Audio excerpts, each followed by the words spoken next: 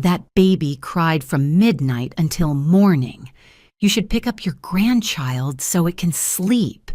The old man next door shouted just as I stepped out of the taxi. I froze. I didn't have a grandchild. He pointed straight at my window. I see your daughter-in-law holding the baby every night.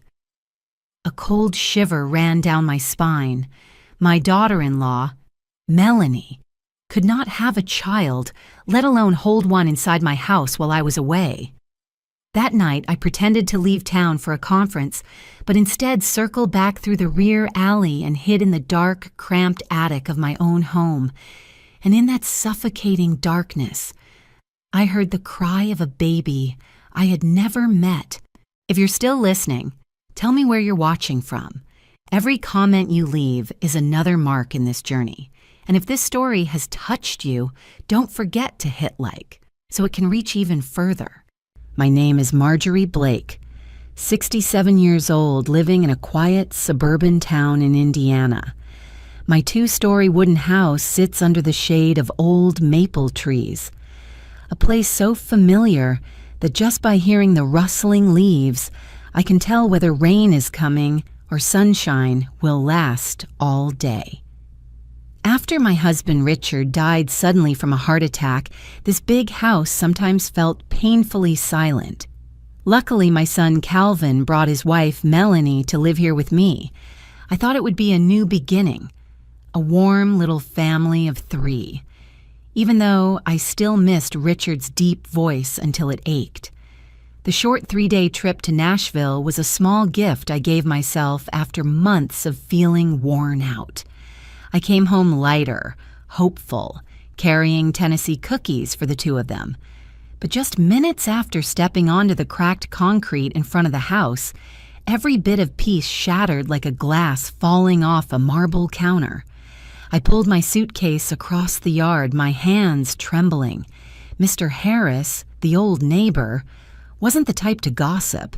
He was gruff but kind, and he hated noisy kids more than anything.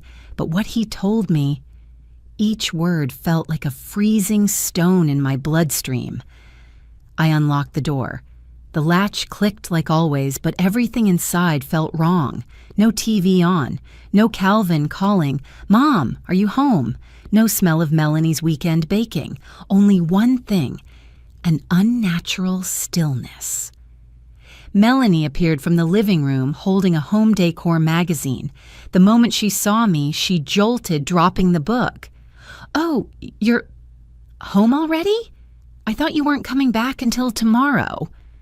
Her voice trembled. I smiled politely, keeping my tone steady. "The flight changed.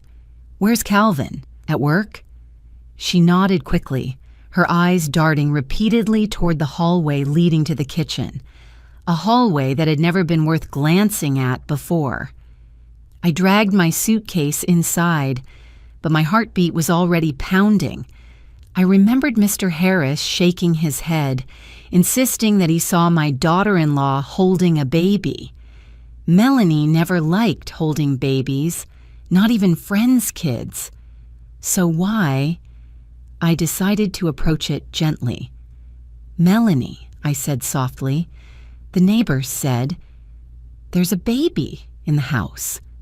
Her face drained of color. Instantly, she froze for a fraction of a second, then scrambled to build an excuse. "Oh, Mom remembers my best friend, right? Jessica. She got abandoned by her husband.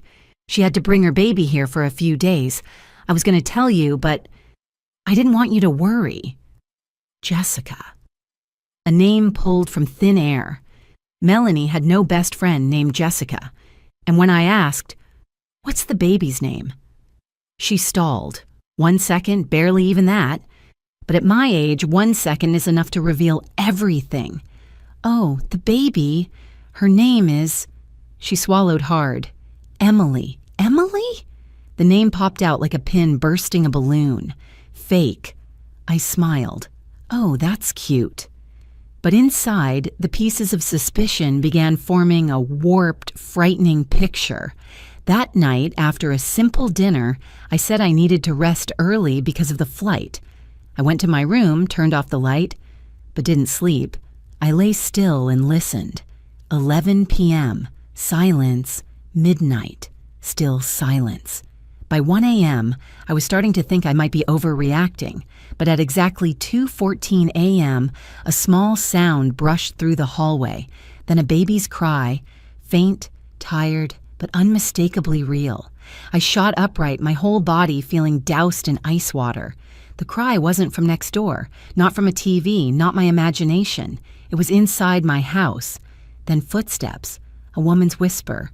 "Hush, baby. Don't cry. Don't let anyone hear you." My heart clenched. I recognized that voice. It wasn't Melanie. It was softer, younger, different. I sat in the dark until sunrise, clutching the blanket like it was the only thing holding me together. At 6 a.m., I went downstairs with a calm face. "Melanie, I have to attend a financial workshop in Chicago, 3 days." She seemed startled at first, then relieved, visibly relieved.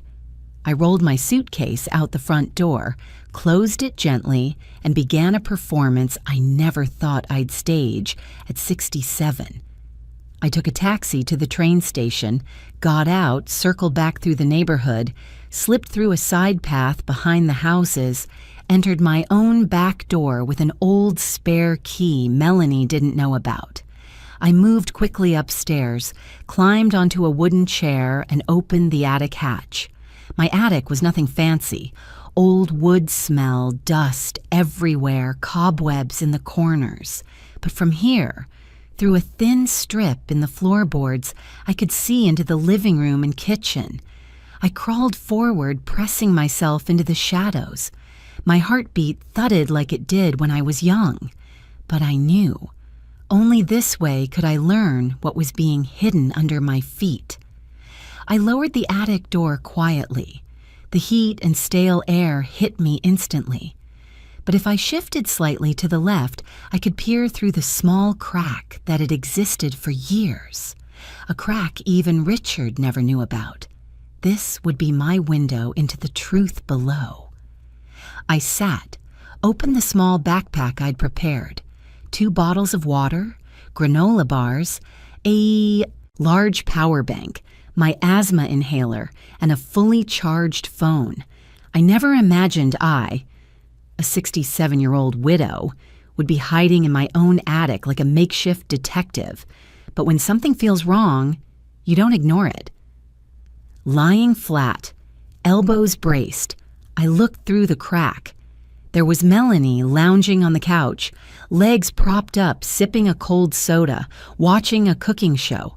Not a hint of stress, not a hint of caring for a distressed friend. I forced my breathing steady, but my heart pounded against the floorboards. She looked me straight in the eyes and lied, I thought. Then it happened. A baby cried. Not a soft coo, a tired, strained cry from a baby only a few months old. Melanie jumped up immediately, not panicked, practiced. She entered the guest room and came out holding a baby boy wrapped in a pale blue blanket. Her movements were smooth, familiar. Nothing like the awkward woman who once struggled to hold a neighbor's kitten. Something icy crawled up my spine. Melanie didn't like children. She never wanted them. Yet here she was, soothing this baby like a mother. I started recording. Every sound, every movement. She fed him, changed him, held him close, whispered things I couldn't quite hear, but then I caught it. "Mommy's here, okay? Mommy's here." Mommy, not Auntie, not Melanie. Mommy. My chest tightened so hard I nearly gasped.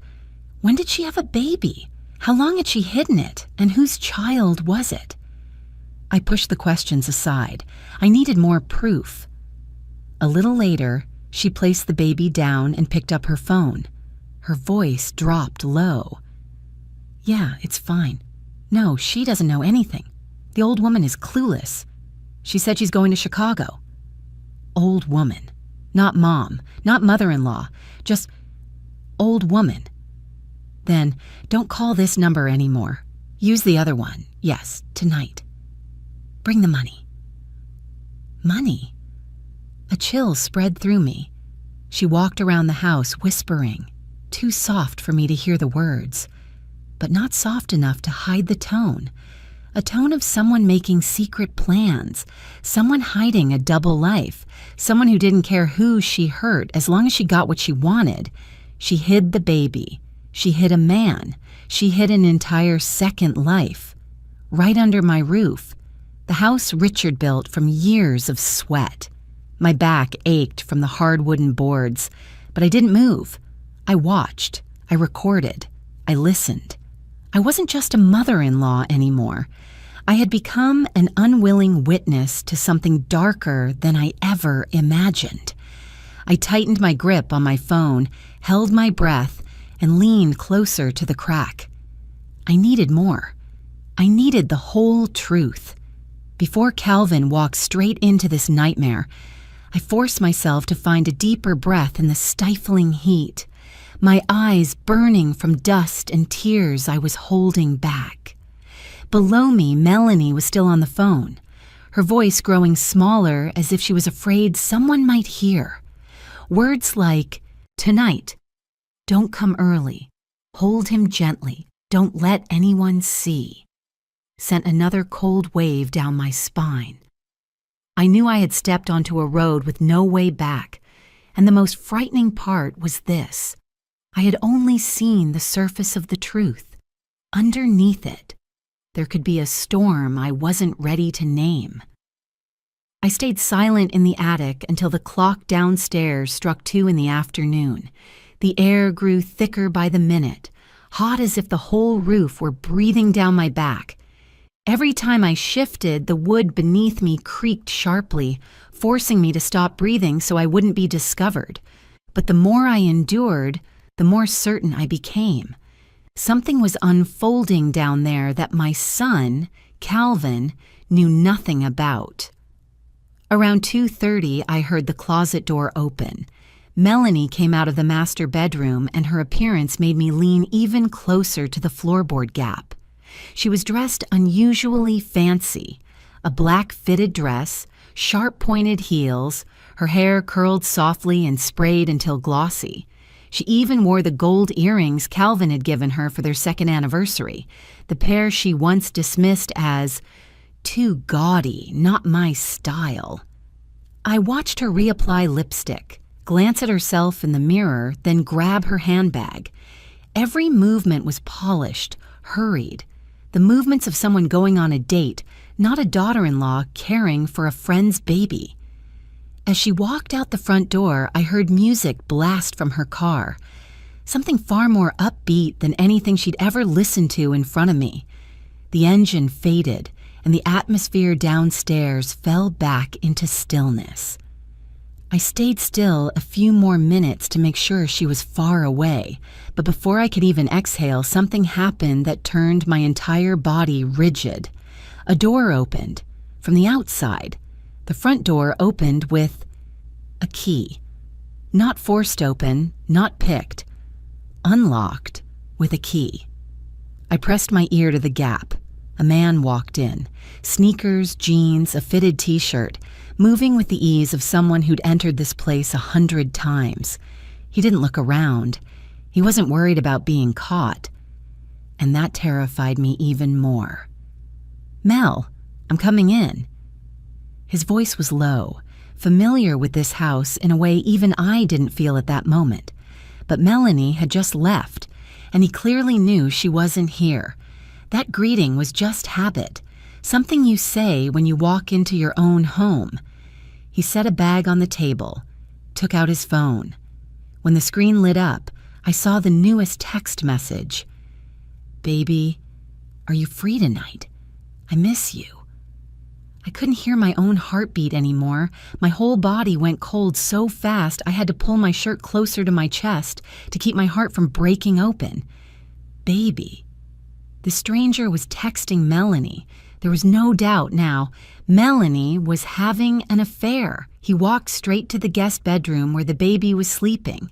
When he opened the door, the child let out a small sound, then quieted as if Recognizing him, the man lifted the baby with perfect ease, even more naturally than Melanie. "Daddy's here. Be good today, okay?" He spoke with a tenderness and familiarity that sent a ringing through my skull. This child wasn't someone's temporary baby, not a foster child, not a friend's. There was only one possibility left, one I refused to say even in my own mind. The man cuddled the baby boy, brushing his nose lightly across the child's forehead. The baby quieted instantly, tiny hands grasping the man's collar like it was the safest place in the world. I even heard him laugh softly, the laugh of a real father. My hands shook so violently I almost dropped my phone, but I forced them steady and switched to video mode. I recorded every movement, every word, every embrace, illuminated only by the weak light filtering up from downstairs. Suddenly, his phone rang. He shifted the baby to his left arm, answered quietly, "Yeah, she left." No one's home. Yeah, see you tonight." I held my breath. Melanie. No one's home, meaning he regularly came here when I wasn't around. He set the baby down, pulled a bottle from his bag, poured formula into a glass container, shaking it while continuing his hushed call. I couldn't hear everything, but enough words slipped into the air. Divorce, get half. She'll definitely get money. She just has to say she can't live with her mother-in-law. I already found the apartment. I felt like someone had shoved me off the attic and dropped me onto solid ground. Melanie wasn't just cheating. She was planning to divorce Calvin for money. And worse, they were using this very house as a hiding place for Melanie's real family. I covered my mouth to keep from sobbing. Every layer of truth peeled back revealed something more rotten, more cold-blooded. I looked again. The man lifted the baby and kissed his forehead. "Daddy's got you both. Mommy just has to deal with that dumb husband a few more weeks." Dumb? Husband? They meant my son. My heart didn't hurt anymore. It felt hollow, frozen. I kept filming, even though my hands were numb. I needed evidence. I needed to protect Calvin. I needed to protect this house, the place where Richard had left the last pieces of his life. The man stayed about an hour, cleaning up, changing diapers, making another bottle. I saw receipts in his bag, formula, wipes, baby toys, all paid for with Calvin's card. They were using my son's money to raise another man's child. I wanted to scream, but all I could do was lie there under a layer of dust, holding my breath, watching. When the man finally left using Melanie's key, I felt like I had lived through a nightmare stretching an entire century. I thought the story had hit rock bottom, but then, when Melanie returned about 2 hours later, I noticed something that made the blood in my veins stop, moving. As she bent down to pick up the baby, I saw her left eyebrow, smooth, unbroken.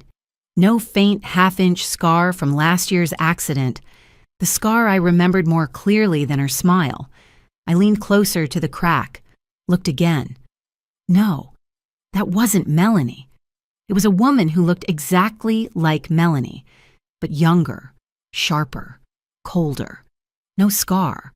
And in that moment, a realization struck like lightning. Melanie hadn't been home at all. The woman downstairs was her twin sister. I stayed frozen for so long that my back went numb from pressing against the attic floor. The heat felt like a stiff, dry blanket wrapped around me, but my body barely registered any of it. Every sense I had was locked onto one detail, the scar. Melanie had a thin half-inch scar on her right eyebrow. It happened when she slipped in the bathroom and hit the sink. I was the one who put the little bandage on it with my own hands. I remembered every line of it, every expression she made when she looked in the mirror. But the woman holding the baby downstairs, The woman I'd been watching for 2 days had a completely smooth brow. No mark. It wasn't Melanie. I pressed my eye to the crack, studying her features under the afternoon sunlight spilling into the living room. Her brows were sharper, her eyes colder, her jawline a bit stronger. 2 different women, so identical that 3 yards away, no one on earth could tell them apart, except me. I felt my body grow colder as the terrible idea formed fully. I forced myself to breathe evenly so I could keep watching. The woman, I'll call her because I didn't yet know her name, held the baby with a detached expression.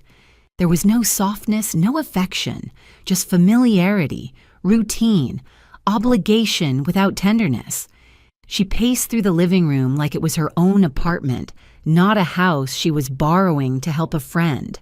Nothing about her suggested temporary. Everything suggested ownership. A wave of nausea rolled through me. If this wasn't Melanie, where was Melanie? I watched closely, memorizing everything. The confident walk, the way she opened cabinets, how she poured water, how she turned on the stove. None of it matched Melanie's real habits. The slow, sometimes childish way she moved. This woman was sharper, calculated, dangerous. Her phone buzzed. She laid the baby in the bassinet and answered. This time she stood close enough for me to see her face clearly. I zoomed in through the crack. Her face appeared, clear, undeniable. Not Melanie. Sharper lips, colder eyes, a slight smirk, totally unlike Melanie's. I saved the image, time-stamped it, saved another zoomed version. I needed proof. At my age, memory can fail, but photos never do. She spoke into the phone. Yeah, tonight she left. Don't worry. Her voice was smooth, firm, nothing like the sugary tone Melanie used with Calvin. In every sentence, I heard it. She was used to lying, used to hiding, used to impersonating someone else. A bitter thought rose. Melanie had her twins stand in for her, while she herself ran off with her lover. I inhaled slowly, as if pulling myself back from the edge opening beneath me. If that was true, everything fit. The neighbor seeing Melanie each night with a baby, Melanie disappearing for hours, the man coming and going freely, Calvin noticing nothing because the face in front of him was his wife's face. This entire house had become a stage, and I was the only audience member not in the script. I lay still, feeling betrayal climb into my throat until it nearly choked me. I had cooked for Melanie, held her when she pretended to cry over work stress, believed she was the one who finally made Calvin truly happy after Richard died. And all along, she had treated this home as the backdrop for her double life. I had to stay calm. I checked the time. 3:30. Below me, the woman opened the fridge and began preparing lunch as if it were her home. The baby shifted in the bassinet, and for the first time since hearing him cry, I saw his eyes open briefly. Last night, I only heard the cries, but now I saw his pale brown eyes. He was too young to understand anything, too innocent to know he was lying in the middle of so many layers of adult wrongdoing. I opened my phone again and reviewed the videos and photos I'd taken. I enlarged the woman's face. No scar. Eyes slightly longer than Melanie's, cheekbones higher. I saved another version. This isn't Melanie, I whispered to myself, as if saying it aloud gave the truth the weight it needed for when I faced Calvin later. But I couldn't confront anyone yet. Not now. If I accused her too soon, the real Melanie would have time to erase every trace, and the woman downstairs would have reason to disappear, taking the baby and any evidence with her. I had no idea how far they were willing to go, and I couldn't risk Calvin's safety over a premature confrontation. I needed more. I needed to understand their plan. I needed to know how long they had been doing this. I needed to find out where Melanie really was and what she was doing. I let out a long breath, even though the air here felt like it was slicing my lungs into pieces. The attic was hot, suffocating, but I knew I couldn't leave. I had to stay, had to keep watching. Right then, my phone vibrated with a tiny beep, a text notification. I jolted, quickly flipping the phone face down to hide the light. I opened it again, peeking at the screen. Calvin. "Mom, I'm coming home early tonight. There's something I want to cook for you." I froze. My heartbeat pounded so loudly I thought Melanie downstairs would hear it. Calvin coming home early. That meant he would walk straight into this woman. He would walk into this performance without knowing he was the victim. And if they felt exposed, I had no idea how those two would react. I had to think fast. I had to protect my son without revealing I was watching. But right now, through the crack in the floor, I saw the woman shaking a bottle of milk, soothing the baby while wearing a cold smile. A smile that didn't belong to the Melanie I once knew. I gripped my phone, feeling as if I were holding Calvin's life in my hands. That message was a reminder. I didn't have much time left. If you're still listening and wondering, like I am, how someone could be cruel enough to build an entire performance like this, then tell me where you're watching from in the comments. One small line from you will let me know I'm not alone in this story. I stared at the phone screen again, at Calvin's message glowing like a blade cutting through the chaos in my mind. "Mom, I'm coming home early tonight. There's something I want to cook for you and Melanie." I felt my heartbeat slam against my ribs. Downstairs, the woman wearing my daughter-in-law's face was calmly mixing formula, and the baby in the bassinet breathed softly. None of them knew that message had just crashed into me like an alarm bell. If Calvin came home now, he would see everything, but not in the way I needed. Not enough proof, not enough clarity, just enough for the real Melanie or her twin to erase every trace. Worse, Calvin would be so shocked he wouldn't be able to think straight. I whispered to myself in the dark, "Not yet, not yet." I set the phone on the wooden floor, my palm still trembling. Pressing my ear to the crack, I heard the woman downstairs humming a lullaby, English mixed with a faint southeast accent, something Melanie had never had. I had to reply to Calvin. I had to turn the situation around, and I had to do it without raising suspicion. I took a deep breath, steadying myself, and typed, "You're coming home early. That's wonderful, but I'm preparing a big surprise for Melanie. To keep it perfect, I want you to book a nearby hotel for one night.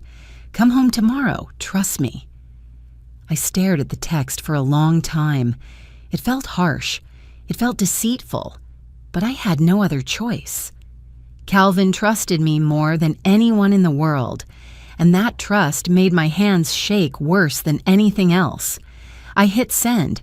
Less than 30 seconds later, the screen lit up. "Okay, Mom, I trust you. Whatever you say, I'll do. Call me if you need anything."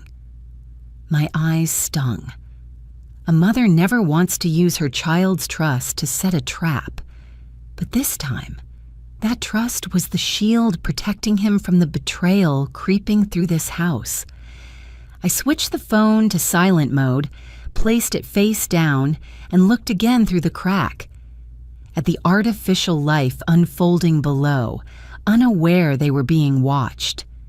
The strange man, the baby's father, had returned to the living room. He set a large paper bag on the table, diapers, wipes, formula, brand new toys with tags still on. I recognized the supermarket logo Calvin always used for household shopping. Calvin's money, Calvin's card, Calvin's house, and the woman with his wife's face, but not his wife. I clenched my fists until my nails cut into my skin. The man bent down to change the baby's diaper with the ease of a seasoned father. He wasn't rushed, fumbling, or nervous. He gently talked to the child. "Easy there. Mommy's coming back soon." Mommy? Did he mean the woman downstairs? Or the real Melanie? I didn't know, but that word slid into my mind like another puzzle piece clicking into place. I turned on the camera, recording every move, every word. The baby kicked its legs, giggling softly when lifted.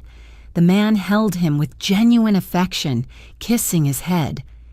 I hit record on the audio too. In my mind, the story began connecting.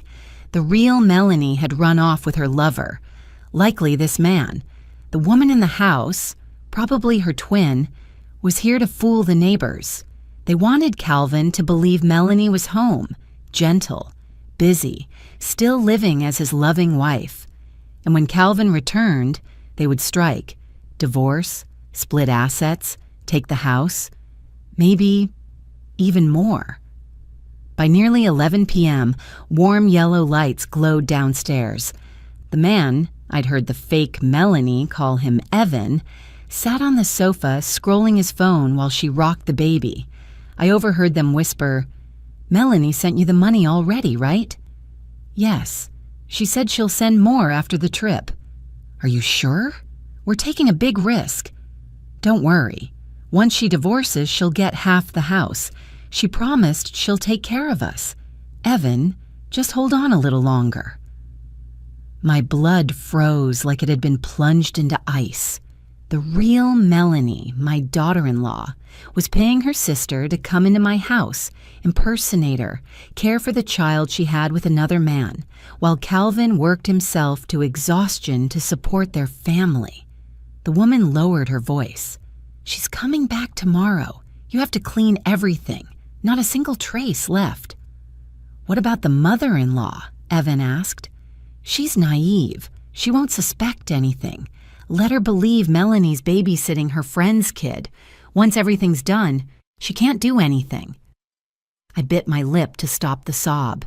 Naive. Can't do anything? I had treated Melanie like my own daughter, and she talked about me like that? I recorded their entire conversation. Every second was a rope tightening around their scheme. Near midnight, Calvin texted again, "Mom, I booked the room.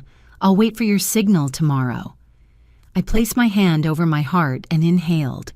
Calvin was ready, and I was ready for the final reveal. I opened a draft message and typed, "Come home the moment I send the letter H." I didn't send it. I left it open, ready at the edge of my screen. Just one swipe, one tap, and the truth would explode inside this house. I looked down. Evan and the woman were cleaning up the baby's things, preparing for the real. Melanie's return. A woman I knew would arrive with a face full of victory. Tomorrow, everything would be exposed, but not in their way, in mine. I lay down, angled the camera, and propped my phone on a pair of old shoes. Dust drifted around me as the night breeze slipped through broken roof tiles. I closed my eyes for a few minutes, but I didn't sleep. My body ached, my throat was dry, but my mind was razor sharp. Tomorrow, my son will learn who his wife really is, but not in the cruel way they planned. I would choose the moment. I would pull the final curtain. I would keep Calvin standing. Below, footsteps echoed lightly. The fake Melanie checked the doors. Evan lifted the baby and turned off some lights. In that moment, I knew I was no longer the weak mother-in-law sleeping in the living room like they thought. I was the one they never saw coming, the one watching everything from above, the one holding the key to the pit they dug. And tomorrow, the real Melanie would walk into the very house she planned to steal, and she would find me standing there with the truth in my hands. I barely slept for a few minutes in the thick darkness of the attic. The air pressed against my face like a coarse cloth, but I wouldn't allow myself to drift off. Every small sound from downstairs made my body jerk. I couldn't miss a single moment, not when today was the day the real Melanie returned. Around 4 p.m, a taxi engine rumbled in the driveway, slow, dragging, and familiar enough that I recognized the crunch of wheels on gravel, the sound Calvin jokingly called the afternoon greeting whenever he came home late. But this time, the person stepping out wasn't my son, a tall figure with tied-back hair, sun-browned skin, and a gait far too confident to be a visitor. I crawled closer to the crack, controlling my breath. The real Melanie was home. She wore a sea-blue maxi dress with a slit, her wrists glinting with gold bracelets, a brand-new designer bag on her shoulder, the kind Calvin could never afford. She glanced around the yard like she was checking the safety level before entering. Her eyes behind the sunglasses scanned every corner, careful, calculating, cold. The front door opened from inside. The woman impersonating her rushed out, face tight with worry. The two sisters stood face to face like mirror images, except for one thing. The real Melanie's eyes were sharp as a blade, while the other woman's eyes were timid. Melanie removed her sunglasses and immediately shoved a thick envelope into her sister's hand. Her voice was low but cutting. Even through the floorboards, I shivered. "Here, your share. Don't complain. We agreed." The woman pretending to be Melanie quickly hid the envelope inside her jacket, as if even the air could expose her. The envelope was thick, proof they'd done this more than once. I tightened my grip on the phone and kept recording. Melanie stepped inside, and instantly disgust washed over her face. She couldn't hide it. The house smelled like a baby, formula, powder, plastic toys. She wrinkled her nose like she'd stepped in filth. "Where's Evan?" she asked. The man appeared from the kitchen, looking awkward. He didn't hug her, didn't smile, didn't greet her warmly, the opposite of how he was with the baby or the twin. They exchanged a bland nod. That told me everything. The baby wasn't Melanie's. Only the twin and the man belonged to this real family hiding in my house. Melanie glanced at the baby's bassinet with visible disgust. Not fear of infants, but fear of the baby's existence in her house. "Clean everything, all of it. Now," she ordered. Calvin could come back any time.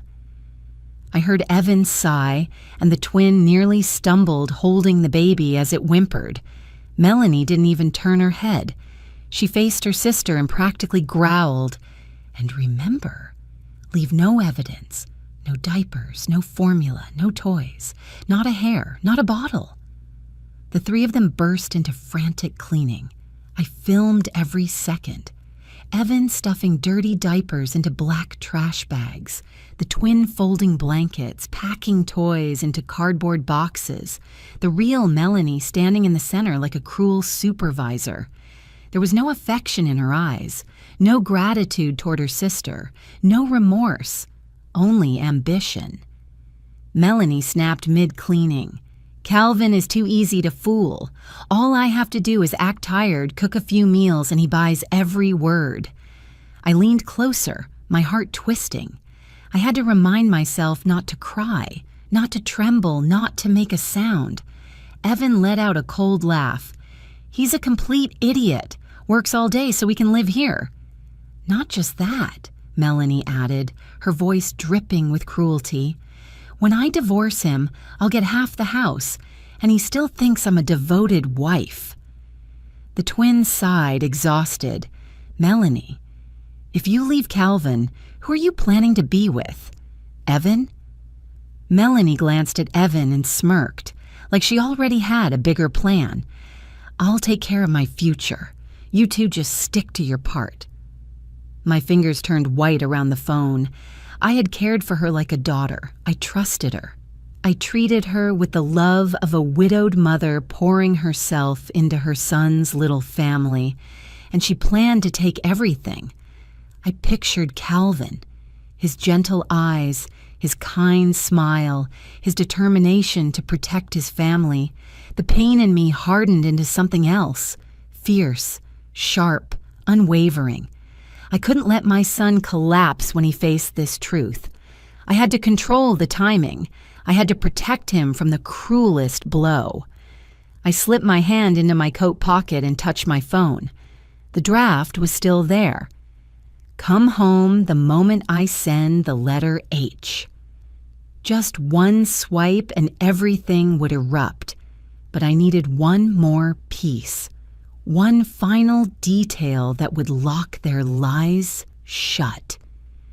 Melanie walked into the kitchen, opened the fridge, and grimaced. "This milk smell is awful. Throw everything out." Her sister hurried. I already sprayed the room. I washed the mattress. I cleaned the baby's sleeping spot. Melanie sighed like she was speaking to a servant. "Do it again. I don't want anyone to know a baby was ever here." Then she said something that almost made me drop the phone. "Calvin is too soft. If he sees baby stuff, he'll think I'm hiding someone's child. Or worse, he'll want to adopt it. I don't want any burden." Those words weren't just confession. They were motive. Cruel motive. Contempt distilled to its purest form. I looked down again. Evan held the tired baby, patting his back. The infant rubbed his face against his father's shoulder, worn out from being shuffled around. The twin carried a huge trash bag, and the real Melanie, the woman I trusted, stood there as the architect of this entire scheme. I nodded to myself. It felt like I had just closed the final report of my investigation. I had everything: footage, audio, statements, actions, money exchange, the divorce plan, their contempt for Calvin, their contempt for me.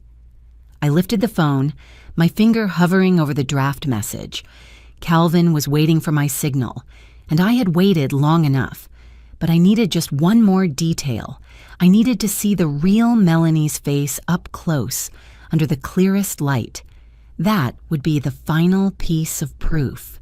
The thing that separated her completely from her twin. I pressed my eye to the crack again, holding my breath tight in my chest. Below, the real Melanie bent down to tighten the straps on her sandals, her hair falling to one side. No scar. Even eyebrows, smooth skin, cold eyes, a mouth shaped like a blade. I hit record, held the camera steady, saved the file. Done. My heartbeat slowed but grew heavier. I wasn't shaking anymore. It was time. I pulled up the draft message.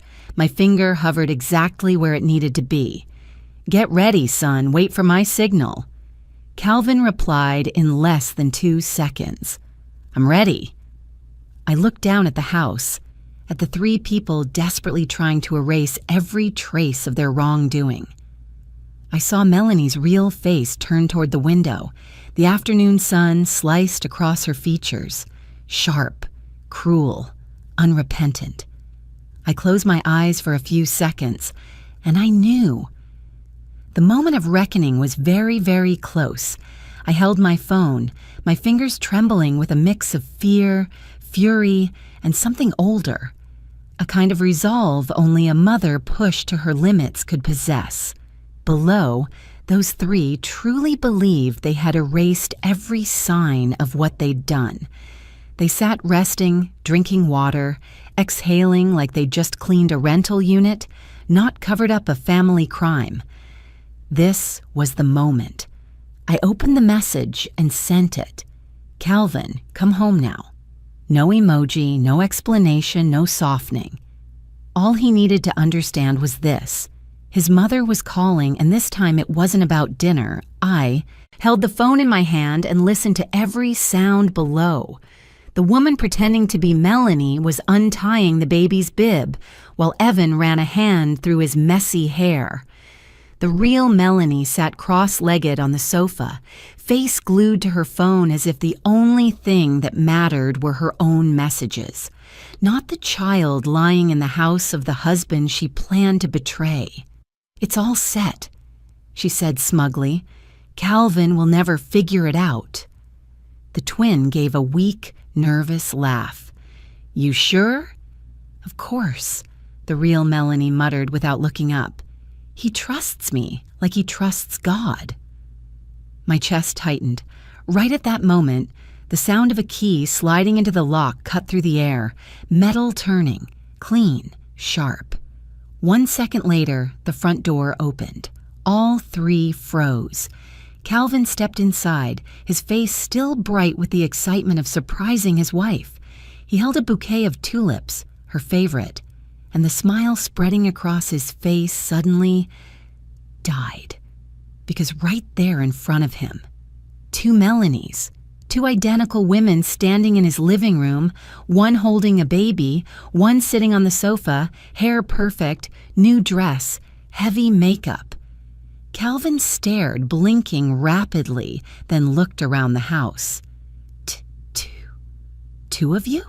he choked out, his voice strangled. The bouquet slipped from his hand and hit the floor.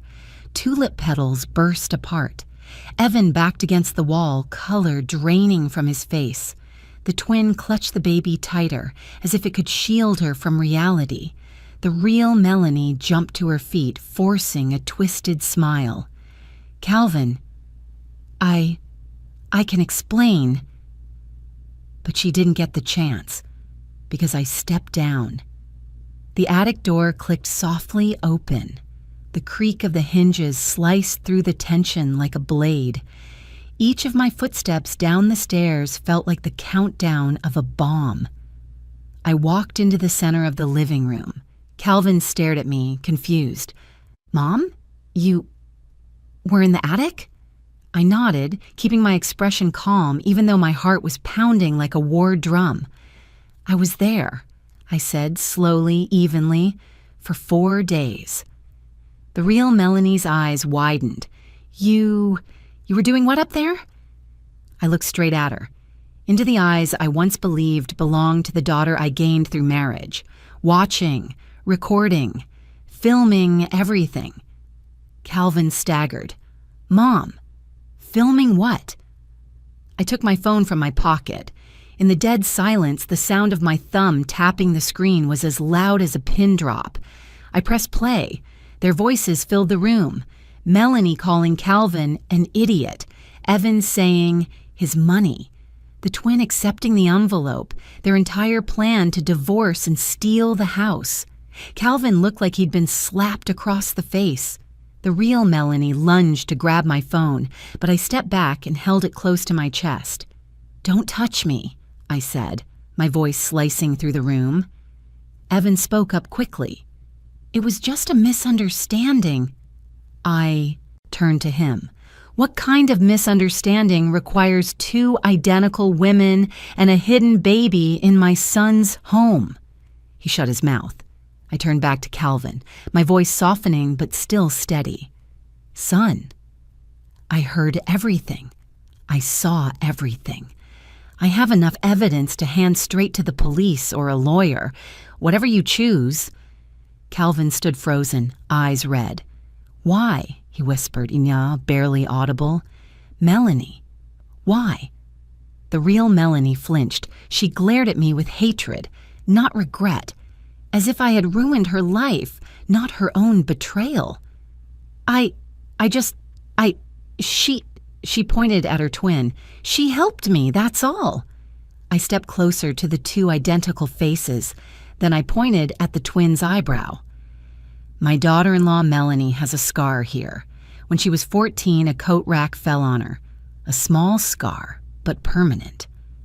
I shifted my gaze to the real Melanie. "But you," I said slowly, "don't." Calvin's eyes darted between them. He looked closer and closer. His voice cracked. "You don't have a scar." He turned to the twin, shaking. "So, who has been living with me these last 4 days?" The twin burst into tears, clutching the baby. I only did what Melanie told me. I just needed the money. Evan covered his face, stepping back into a corner. The real Melanie. She finally met Calvin's eyes with nothing left to hide. She broke into tears, not grief, but the tears of someone caught red-handed. Fine, I want a divorce," she screamed. "I'm done with all of this. I don't love you. I want my life. I want him." She pointed at Evan. "I want to be with the man I chose." Calvin staggered. I rushed to steady his arm. His breathing came fast and uneven. "What did I do wrong?" he whispered. "I just wanted to love you." Melanie sneered. "You didn't do anything wrong. You're just boring. No ambition, not enough for me."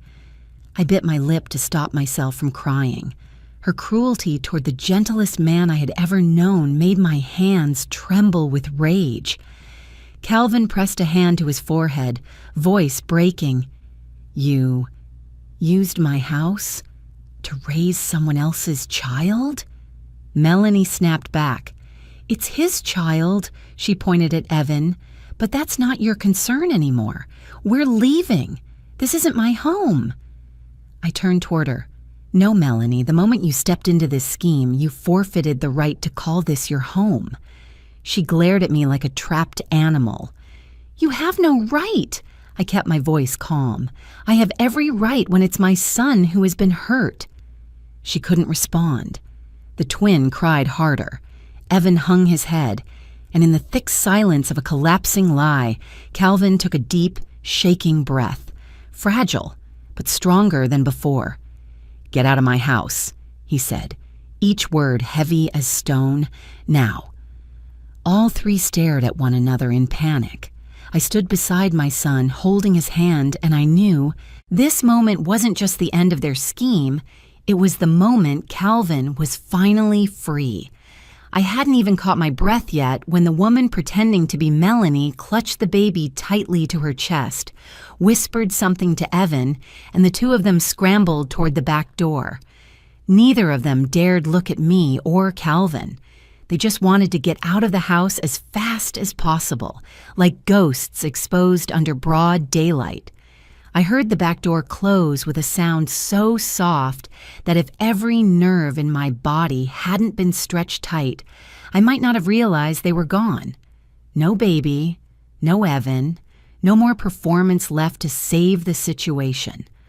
Only the real Melanie stood in the middle of my living room, her face twisted after having the mask she'd worn for so long ripped away. She trembled, then suddenly jabbed a finger at Calvin, as if he were the one who caused every disaster she had brought upon herself. "It's all your fault," she shrieked, her voice so sharp it made my ears sting. "You're always working. Do you ever care what I want? Do you ever ask what I need?" Calvin didn't answer. He just stood there, his hands still trembling, like the world had collapsed right in front of him and he didn't have the strength left to hold it up. Melanie stepped closer.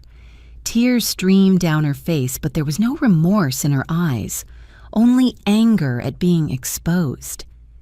"You made me feel like I was living in a box, always controlling, always demanding. I'm not the kind of woman born to live in someone's shadow," she screamed, then spun toward me as if searching for another target to unload her humiliation on. "And you," she pointed directly at me, "you think you were so good to me? No, you were always watching me, always judging me, always breathing down my neck. You wanted me to live the way you wanted, to be obedient, to be the perfect daughter-in-law." I stood still, gently placing a hand over my chest to keep myself calm. At my feet, the tulip petals Calvin had brought home lay scattered across the floor. Flowers meant for sweetness and family, now crushed beneath chaos. Calvin stayed silent. No rebuttal, no defense, no blame. His silence hurt more than any shout could. I saw his shoulders tremble, his forehead dip as if he were trying to swallow something even more bitter than betrayal, the shame of loving the wrong person for far too long. Melanie grabbed the small suitcase she had hidden behind the sofa. She opened it and threw in the rest of her belongings without bothering to fold them. Each item hit the suitcase like fragments of a marriage shattering to pieces. Shoes, makeup, scarves, the sweater Calvin bought her last Christmas. "You're weak, Calvin. You never understood what I wanted. And you—" She shot me a glance as sharp as a knife. My hands trembled, but not from anger, from heartbreak for Calvin. He didn't deserve any of those words, especially from the woman he had given his whole heart to. I saw him touch the wall as if to steady himself. His head dropped, his shoulders collapsed. No tears, no cries, just the silent collapse of someone watching his greatest faith come undone. Melanie kept going, as if blaming us would somehow save the last scraps of her dignity. "I have the right to be happy. I have the right to find a man who truly loves me. I have the right to live my own life," she shouted, her voice hoarse. Not from grief for Calvin, but from the humiliation of being unmasked.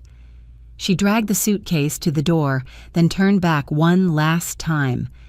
This house, this marriage, it was all a prison. No one answered her. She opened the door. The afternoon sunlight cast her shadow long across the floor. She walked out with stiff shoulders, not the proud posture of a winner, but the rigid stance of someone defeated, clinging to the remnants of her pride. The door slammed shut.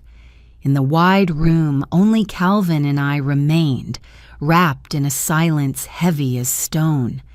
Calvin collapsed to the floor, like a child who just lost the thing he trusted most, like a man who didn't know how to face this kind of fall, like someone trying to breathe but unable to.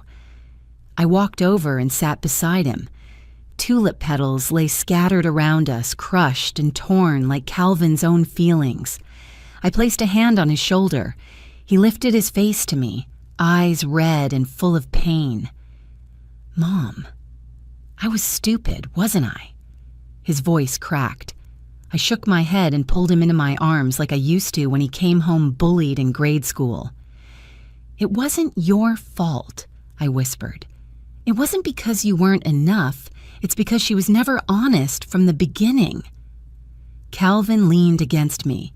His breath came hot and uneven, like someone who had just run through a long war. I stroked his hair, my heart aching and relieved at the same time, aching for what he had endured, relieved that the truth was finally out, that no more lies were clouding his heart. "Mom," he murmured weakly, "I don't know what to do." "You don't have to do anything," I said. "Just breathe. Let it pass. Tomorrow you'll be stronger, and then you'll know what to do." He nodded faintly, resting against me like he did as a little boy falling asleep on my shoulder after a fever. I looked around the living room, once warm, once full of evening laughter, once a place where he and Melanie shared small joys.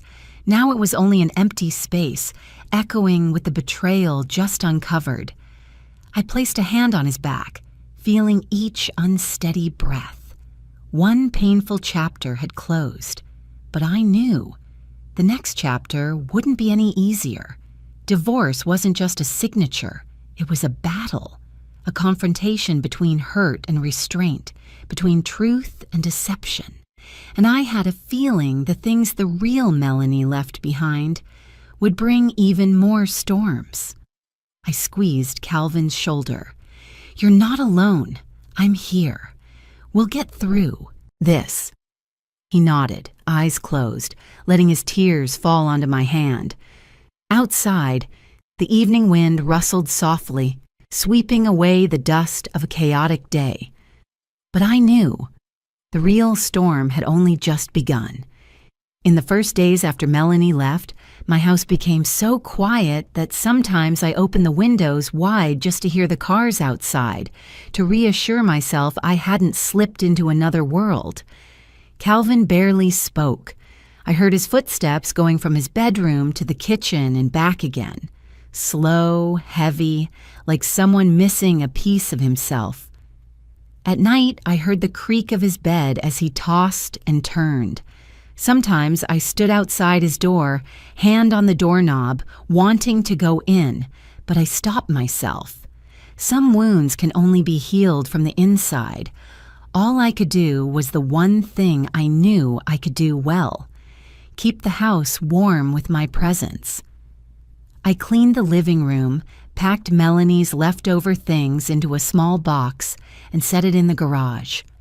I washed all the bedding, opened the curtains so the morning sun could spill in.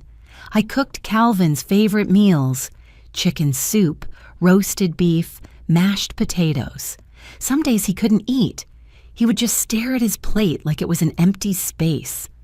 Some nights I heard him quietly crying in his sleep. Other nights he jolted awake, gasping like he'd run through a nightmare.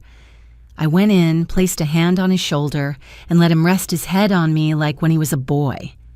One morning, after nearly 2 weeks, he sat at the kitchen table, looking exhausted but, finally, not hollow.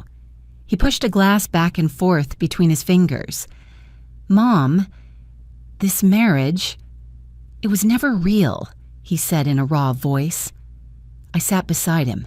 He looked at me as if searching for confirmation in my eyes. "From beginning to end," he continued, "I was the only one who meant anything, the only one trying.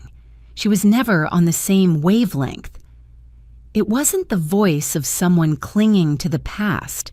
It was the voice of someone finally understanding why his heart had been cracked so deep." 3 days later, he told me he had filed for divorce. I wasn't surprised. Calvin was gentle, but he wasn't weak. Once he saw the truth clearly, he never stepped back. He also submitted his resignation. I remember the moment he stood in front of the mirror, removing the tie he'd worn nearly every day for 8 years. He set it on the bed, touching it one last time, like a farewell ritual. "Mom, I don't want that environment anymore," he said. "I tried so hard to be the kind of man who could provide everything, but in the end, I lost myself." I replied, "You don't owe anyone the version of you that costs your soul." A week later, he found a new job at a supermarket 10 minutes from home. It paid much less, but when he came back after work, he wore a soft, genuine smile, one I hadn't seen since the day he married Melanie. We started fixing the backyard. Spring came early here, bringing the smell of wet soil and new leaves. Calvin knelt to pull weeds Melanie once called ugly. I asked him what he wanted to plant. He stared at the empty patch of dirt like he was staring at his own healed heart.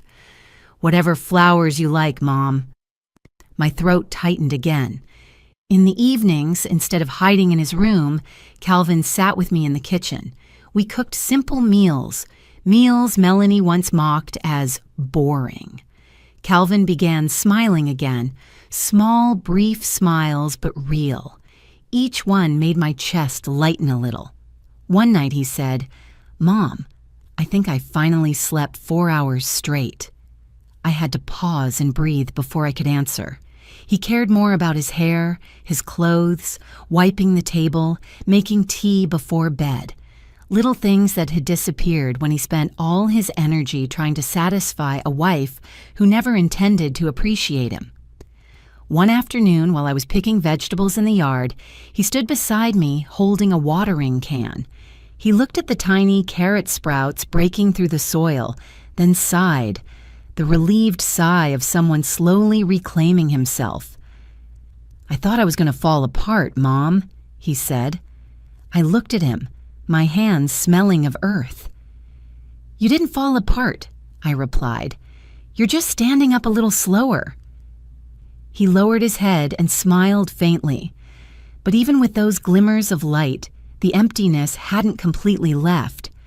Sometimes he stood by the window for a long time, staring at the front yard as if checking whether life was moving forward. Sometimes he stopped mid-step, holding a plate and forgetting what he meant to do with it.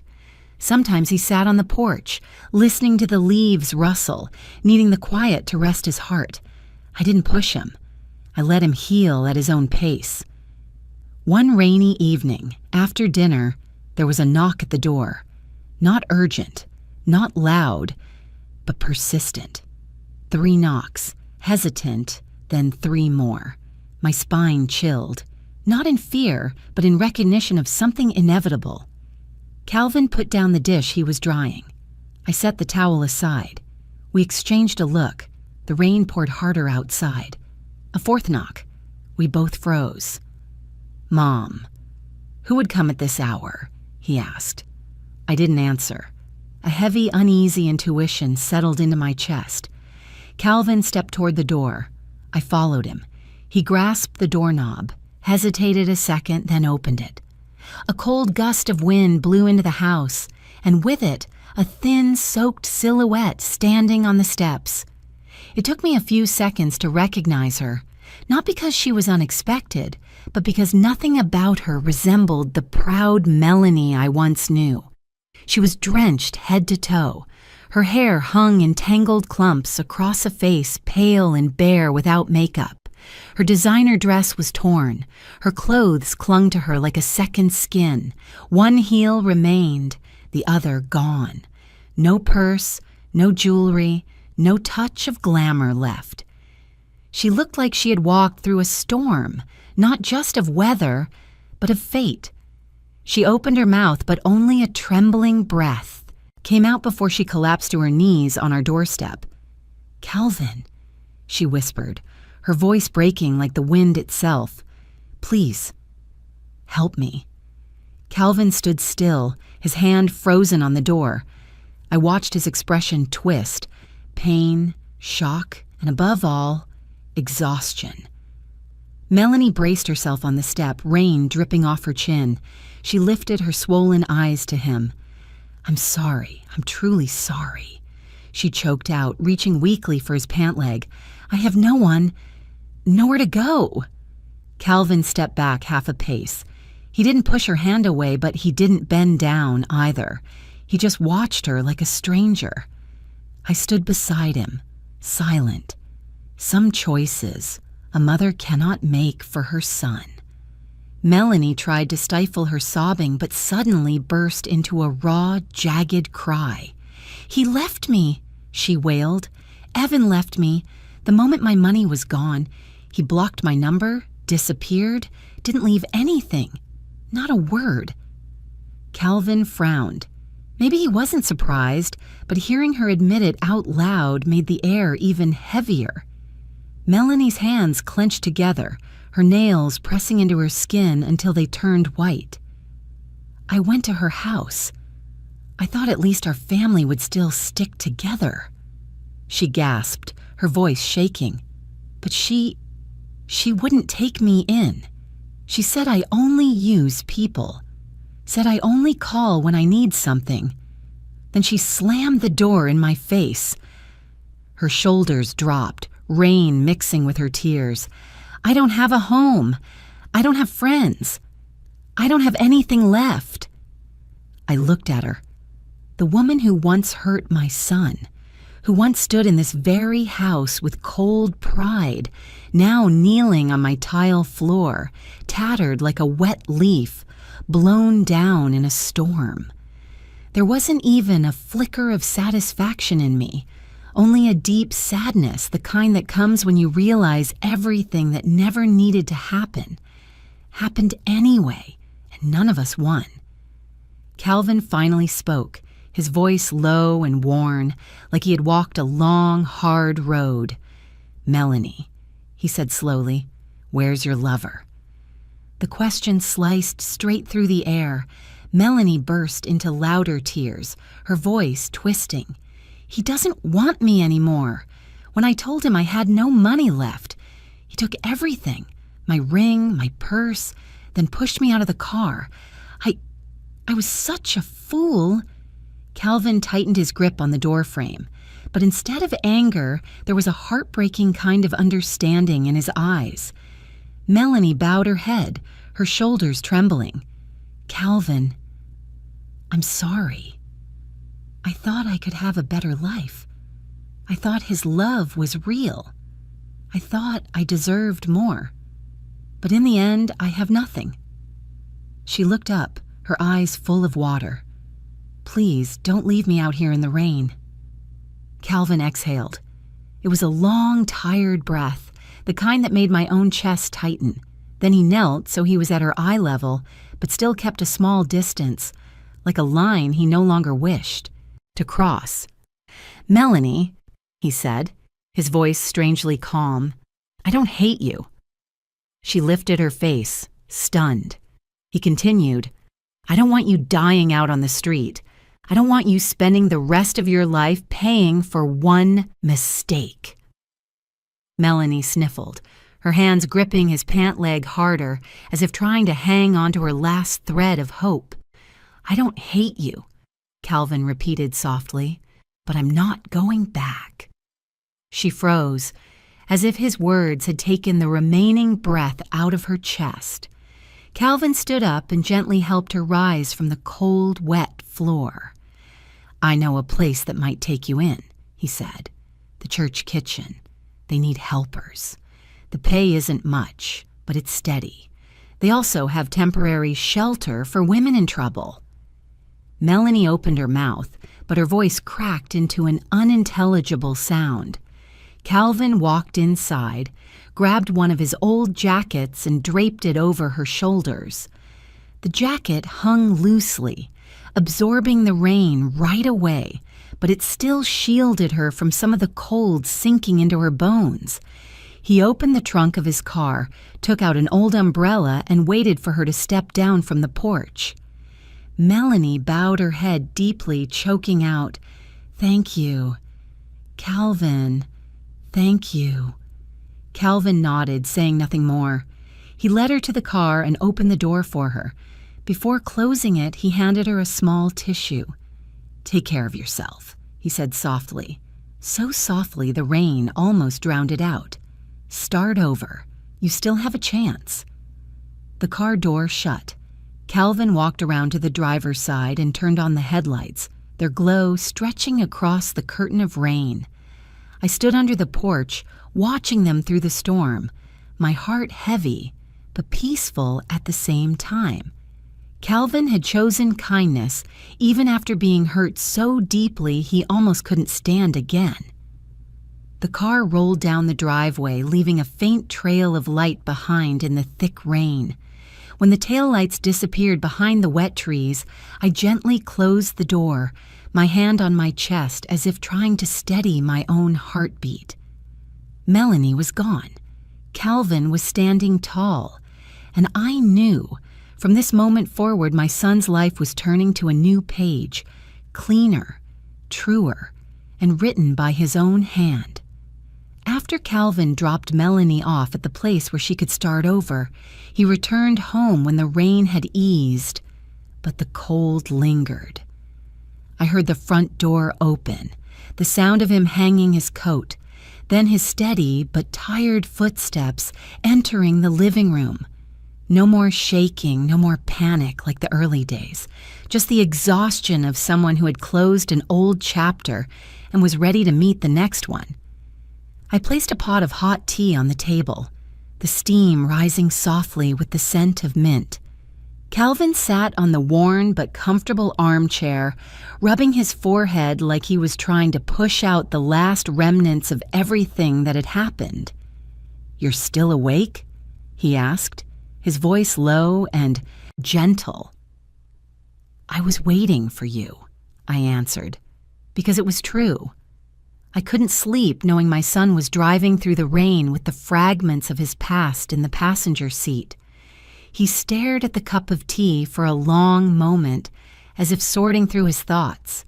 Then he released a quiet sigh so light it nearly dissolved into the air. "It's over," he said. I nodded. No questions. No digging into the details. It was enough to know that my son had survived the lowest valley of his life and now was climbing back up. We sat in silence, sharing the warmth of the tea. It wasn't the heavy silence from months before. It was a healing silence, like fresh air slipping into a house after a long winter. The weeks following that rainy night moved slowly, as if the house itself was learning how to breathe again after being suffocated by suspicion and lies. Calvin began his new job, a smaller office, less pressure, fewer late-night meetings. He didn't earn as much as before, but every time he opened the door and stepped inside with a calm, steady look, I knew he had made the right choice. In the mornings, I woke earlier to make coffee. The smell filled the kitchen, familiar yet somehow more peaceful. Calvin would stop by the stove, his hair still messy and his shirt half-buttoned, to pour a little coffee into a travel mug. "I'll be home early," he'd say. And he kept that promise. There were no more long nights of waiting, no more late messages saying he had to stay at the office, no more cold dinners I had to pack away because my son was too exhausted to come home. I realized pain might break us down, but it can also push us onto the path we were always meant to take. Calvin changed little by little. He went out to the garden every afternoon wearing gloves, crouching to tend to the leftover winter plants. I joined him, picking dried leaves and trimming the bougainvillea, listening to the clean snip of pruning shears like a new heartbeat for the house. One day he stopped working, sat down on the damp grass, and tilted his face up to the sky. "You know, Mom," he said, for the first time in years, "I feel like I can breathe." I looked at him. Not the broken man who collapsed on my living room floor months ago, but someone rebuilding himself from the inside out. That gentle rhythm settled into our days like a small bird landing on a branch. Not strong yet, but steady. One afternoon, as I folded laundry in the living room, Calvin walked over and stood in front of me. "Mom," he said, his voice deepening, "you saved my life." I froze. The fabric slipped from my fingers without me noticing. Calvin never expressed feelings easily, but at that moment his eyes were so sincere, it made my throat tighten. "If it weren't for you," he paused, swallowing whatever was stuck in his chest. "If you hadn't seen what was wrong, if you hadn't been patient, I might still be living in lies. I might still be throwing myself into work just to support a life that wasn't mine." I placed my hand on his chest. "Son," I said softly, "I didn't save your life. I only pulled you out of the flood. You're the one who chose to walk back to solid ground." He lowered his head, smiling, a smile not of someone escaping pain, but of someone growing from it. The house changed little by little, not from renovations or new furniture, but from the energy inside it. Before, every corner felt like it held a sigh. Now the smallest sounds were precious. Birds beating their wings outside, Calvin opening a book in the living room, the spoon tapping the side of my cup. Some mornings, sunlight streamed through the east wall and onto the kitchen as we prepared breakfast. I looked at that light and realized it was the first brushstroke of a new chapter. This house had once smelled of betrayal. Now it smelled like toast and freshly brewed coffee. Every corner held the warmth of people who cherished peace.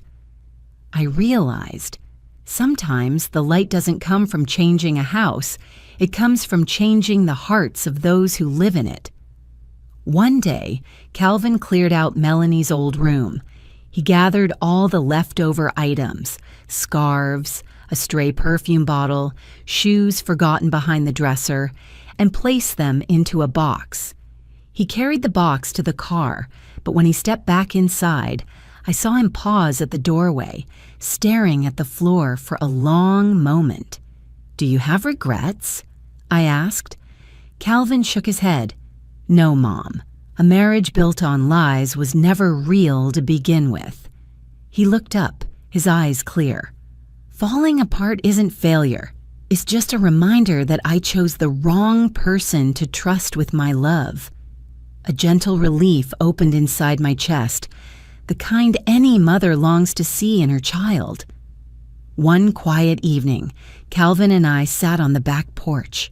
The string lights glowed warm and soft. The jasmine in the corner of the garden carried its scent with the wind. Calvin leaned back, holding a cup of tea, looking so calm that I could picture him many years from now, steady, mature, strong. "You always said every pain has a purpose," he said. "Now I get it. No one wants to hurt, but sometimes pain pushes you to the place you're meant to be." I smiled and answered slowly. "Pain doesn't exist to trap you. It exists to guide you back to your rightful path." Calvin set his cup down and leaned his head gently on my shoulder, just like he did when he was a boy. "Thank you, Mom," he whispered, "for seeing what I couldn't." I wrapped my arm around him, watching the warm light sway gently in the breeze.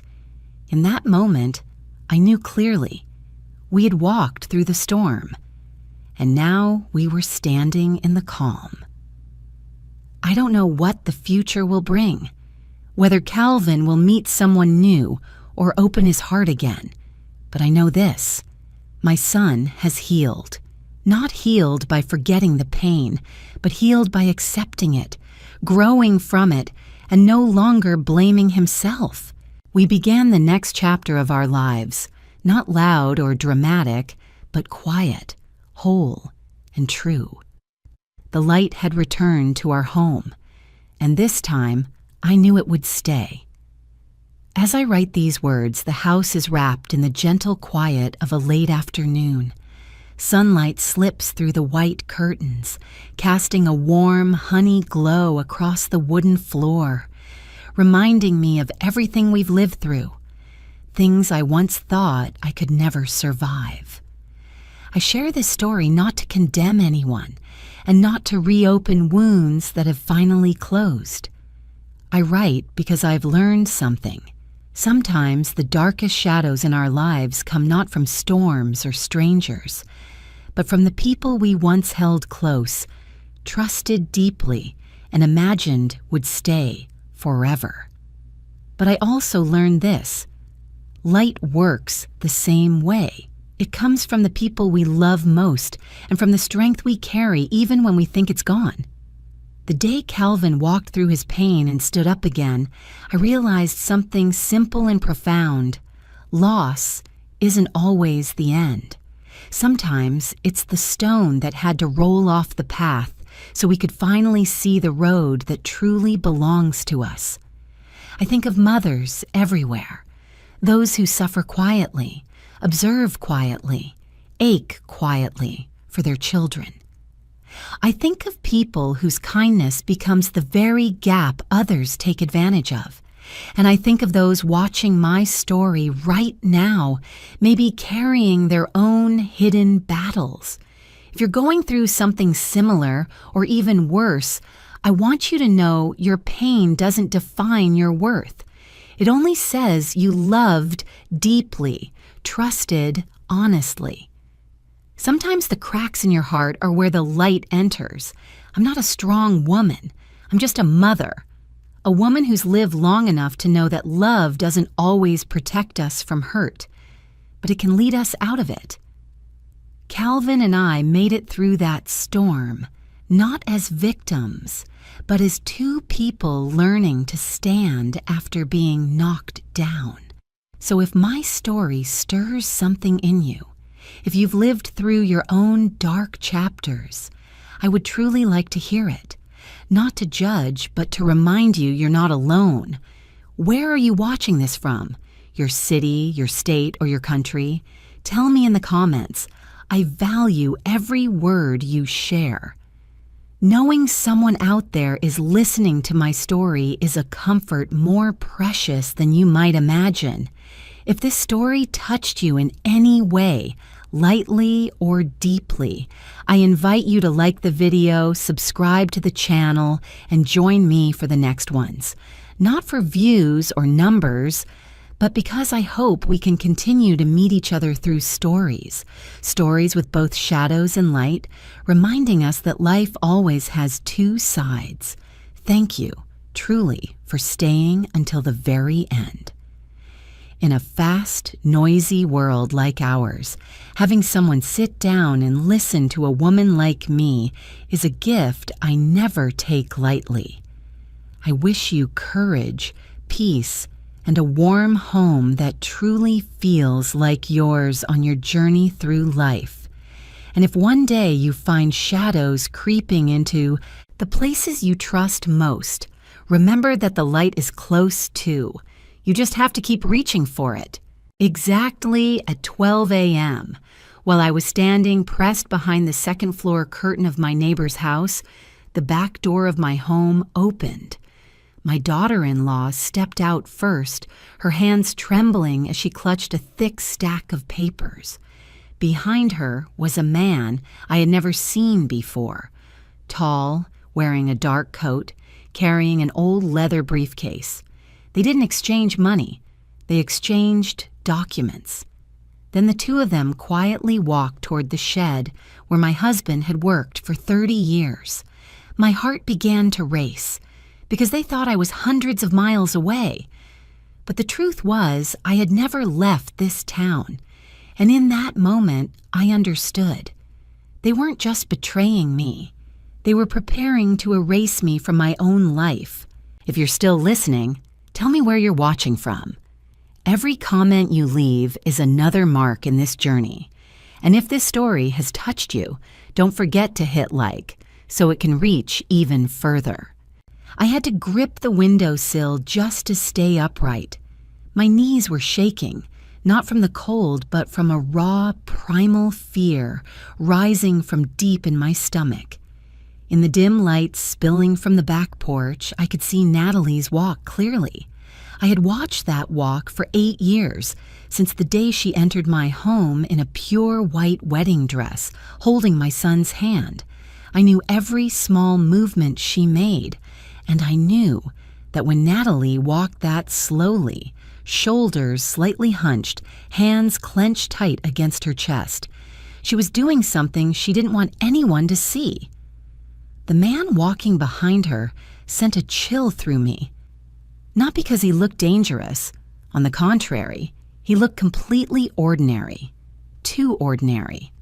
Tall, thin, gray-haired, wearing a dark coat that was old but clean, and a leather briefcase worn at the handle, the kind I used to see carried by lawyers or bank employees back in the 1990s. That ordinariness was what terrified me, because it said one thing clearly. This wasn't impulsive. This wasn't reckless. This was something carefully prepared. They stopped in front of the shed. That shed. God. My heart tightened when I saw that old wooden door.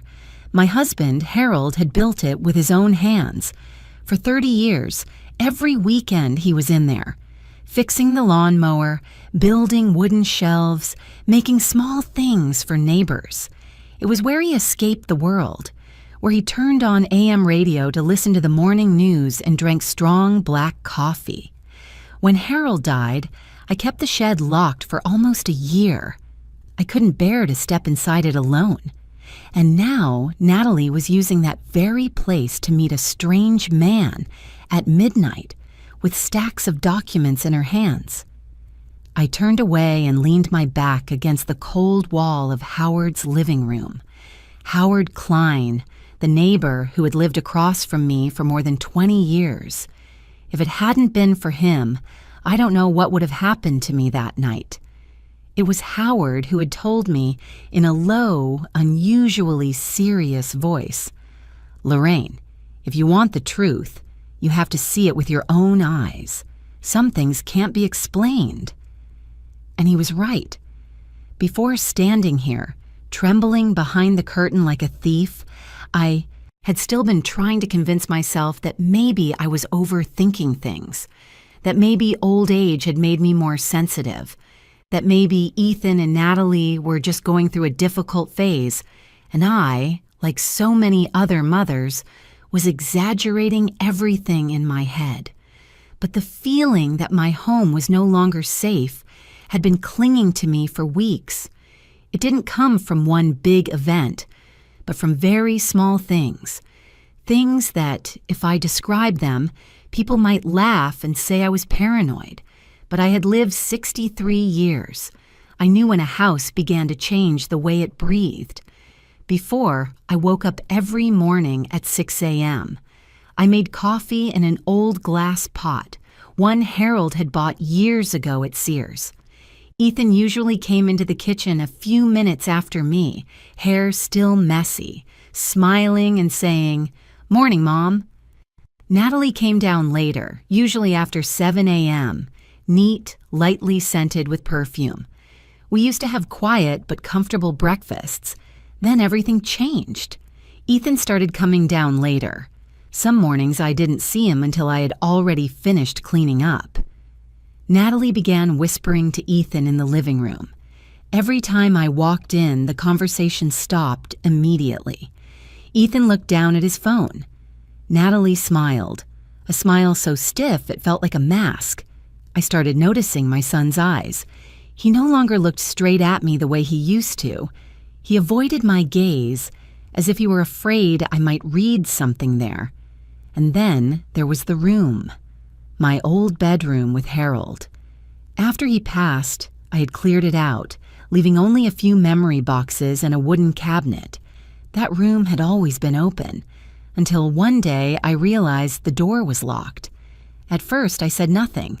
I just stood there, my hand resting on the cold lock, a new lock, not the old one. "Oh, that room?" Natalie said when I asked. "We locked it because it's damp, Mom. We didn't want your things getting moldy." Her voice was too quick, too smooth, as if she had practiced the answer. I nodded, but inside, a cold stone dropped. Then there were the nights I heard noises, not loud, not clear.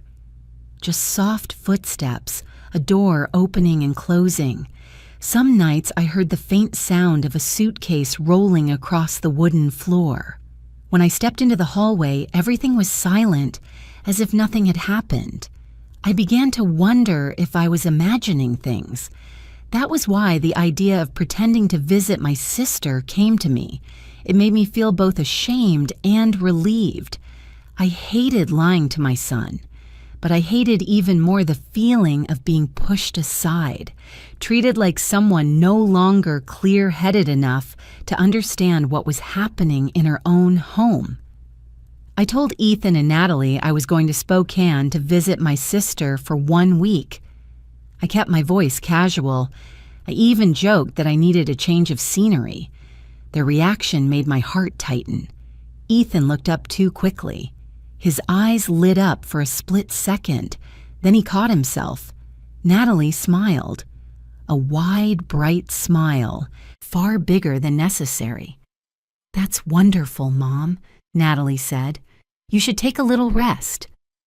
Ethan nodded again and again. "Yeah, Mom.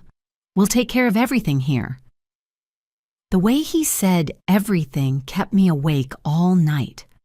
I packed my suitcase in front of them. I called my sister right there in the living room. I let them hear me talk about bus times, about how long I'd stay. I played the role of a slightly scatterbrained old mother so well that even I felt uncomfortable. Ethan insisted on driving me to the bus station. He wanted to be sure I left. I let him drive me. I hugged him. I looked into my son's eyes, the eyes I had looked into since the day he was born, and I saw no guilt, only urgency. I didn't get on the bus. I waited until Ethan left, then took a taxi back. Howard was already waiting. He didn't ask many questions. He just opened the door, led me upstairs, and pulled the curtain closed. "You need to see," he said again. And now I was seeing. Natalie and the man had gone into the shed. The door closed. A dim light turned on inside, shining through the dusty window. I saw shadows moving. I couldn't hear what they said, but I saw Natalie hand the stack of papers to the man. He flipped through each page, nodding slowly. That wasn't the scene of a cash exchange. That was the scene of an agreement. A naked fear squeezed my chest. Not fear of losing money, not fear of being used, but something deeper, darker. The fear of being erased, decided for, treated like a burden that needed to be handled. Howard stood behind me in silence. I knew he was seeing the same thing I was. The first night I watched my own house gave me my answer, and it was more horrifying than anything I had imagined. I stood there long after the light in the shed went out completely. Howard gently touched my shoulder, reminding me that I was still breathing, still standing in his quiet living room, not trapped in a nightmare. I nodded, pulled the curtain closed, and sat down in the old armchair. My hands were ice cold, but my mind was burning. Dozens of questions flooded in, none fully answered. I knew only one thing. What I had just seen could not be separated from my past, from that house, from the life I had spent decades building. Harold and I met when we were very young. I was just in my early 20s, working part-time at a small-town library. Harold was an electrician, always smelling faintly of metal and machine oil. He didn't talk much, but every word was solid. We weren't rich, we never were, but we knew we were building something lasting. When we bought the land, it was just an empty lot, patchy grass, wind blowing straight through. Harold held my hand, pointed ahead, and said, "This will be our home." The house was built little by little. There were summers when we lived in a half-finished place, eating dinner at a temporary wooden table, surrounded by the smell of paint and insects. I remember every detail. The staircase Harold built himself, the third step that creaked slightly, the living room window frame set a bit crooked because it rained hard that day, the back porch where we drank tea every afternoon. 40 years passed, and that house became more than shelter.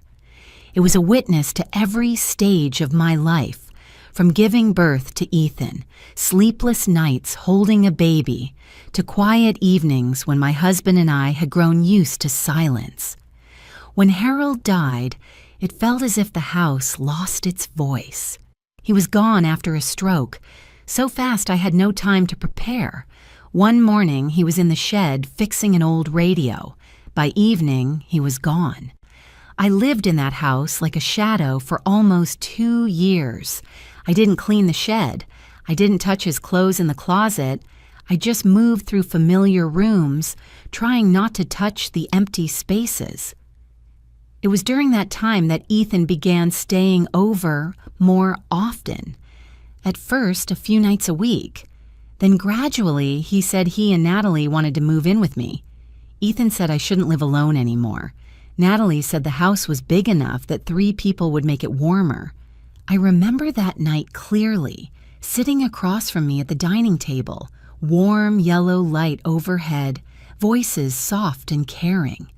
I looked at my son and saw the boy I once walked to school, the child I sheltered from rain. I didn't think of calculation. I had one simple thought: family should be together. At first, it truly was peaceful. Natalie woke up early to make breakfast. She always asked what I wanted to eat or drink. Sometimes she baked apple pie and placed it in front of me, saying it was her mother's recipe, but she wanted me to try it first. Ethan fixed the fence, replaced light bulbs, painted the north wall Harold had planned to do but never finished. When I spoke about my husband, Ethan listened closely. Natalie nodded, placed her hand over mine in shared sympathy. I believed them, completely. Some evenings, the 3 of us sat watching television, talking about nothing important. I told Natalie old stories about the house, every corner, every memory. She listened, asked questions, remembered. I felt relieved thinking the house wouldn't be abandoned, that it still had laughter and warmth. I even thought maybe this was how Harold stayed with me, through our son and his small family. But the warmth slowly changed, so gradually I didn't notice at first. There were no arguments, no harsh words, just tiny shifts. Natalie started rearranging things without asking. Familiar items were moved. Once I couldn't find the wooden box Harold made for me. Natalie said she'd put it in storage to keep the house tidy. I nodded but felt a quiet loss. Ethan was home less in the evenings. He said work was busy. When he was home, he sat on his phone replying quickly, then putting it away when I walked in. I didn't ask. I thought I should respect his privacy. Natalie stayed gentle, but her smile was no longer natural. She cared for me in a very proper, very correct way. So correct that sometimes I felt less like a mother and more like someone being managed. I still believed, because I didn't want to think otherwise. That may have been my greatest mistake. I didn't realize that, little by little, I was being pushed to the edge of my own home. No one said it outright. No one told me to stay out of the way or be quiet. But small decisions were made without me. Conversations happened when I wasn't there. Doors closed softly behind my back. I had opened the first door to all of this with trust, a mother's trust, that her child would never harm her. That care was genuine, not a disguise. Sitting in Howard's living room that night, I saw it clearly. That 40-year-old house wasn't just being used for something I didn't understand. It had become the stage for a play where I, the true owner, had been written out of the leading role long ago. After that night, I could no longer go back to being someone who didn't know, even though I still didn't see the whole picture. I sat quietly in Howard's living room, listening to the steady ticking of the wall clock, like a borrowed heartbeat. Outside, the night wind moved through bare maple trees, brushing against the glass. I told myself to stay calm, that what I'd seen might only be part of something. But the more I tried to reassure myself, the more I remembered the small signs that had been there all along, like tiny cracks in a glass cup I had pretended not to see. I remembered the first time conversation stopped when I appeared. It was a Sunday afternoon, light rain falling, the kind that covers a town in gray mist. I had just come back from church, still holding the service program. When I walked into the living room, I heard Ethan and Natalie talking. Low voices, urgent. I caught only a few scattered words like paperwork, an appointment, and then silence. Natalie turned, smiling far too brightly, asking if I wanted tea. Ethan bent down to tie his shoes, as if he'd dropped something. I stood there for a few seconds, feeling like I'd stepped into a room everyone wanted to lock before I entered. After that, the pattern repeated. I stepped into the kitchen. Whispers vanished. I walked into the hallway. The topic changed to weather or food. What frightened me wasn't the silence, but the coordination, as if they'd practiced, as if there was an unspoken rule. When Mom's here, don't talk. The phone, too. I wasn't the type to snoop. I even found it a little funny how younger people glued themselves to screens. But Ethan, he was my son. I knew his breathing, his expressions when he was worried, happy, or hiding something. Some mornings, he sat at the breakfast table scrolling fast. When I walked in, he flipped the screen down or shoved it into his pocket, reflexively. If it were work, he wouldn't need to hide it. If it were personal, he wouldn't react. Like that. That hurried motion looked like someone caught doing something wrong. I asked casually once, keeping my voice light. "Is something going on, Ethan?" He looked at me, smiled faintly, said, "Nothing, Mom. Just small stuff." But his eyes wouldn't settle. He looked past me, down at the table, out the window, anywhere but at my face. That avoidance kept me awake at night. I had given birth to him, held him through fevers, watched him learn to walk and write. I knew how clear those eyes once were, and now they looked at me like I was an inconvenience, like I was in the way, not a mother. And then, the storage room. My old bedroom with Harold, the room I'd turned into a place for memories, suddenly became forbidden. The door wasn't just closed, it was locked. A new lock, shiny and cold under my fingers. I remember the feel of that metal, like touching an invisible boundary that had just been built inside my own home.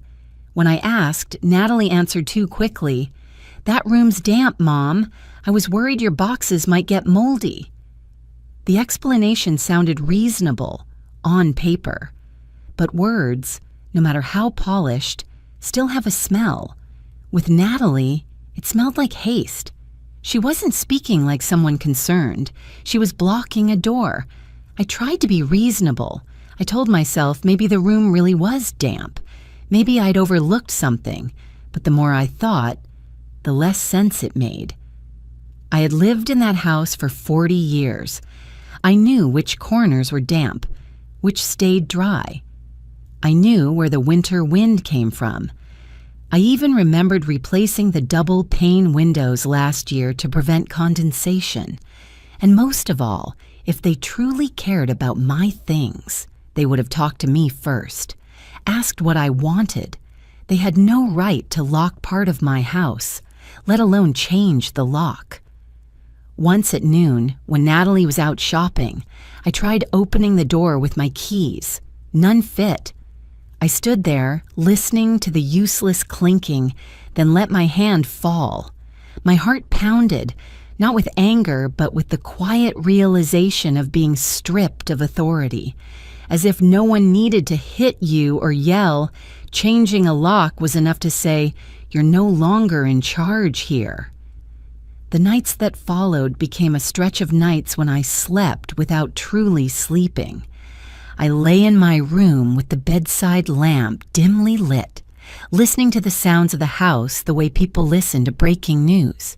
There was the soft creak of the wooden floor in the hallway, the sound of a door opening and then closing.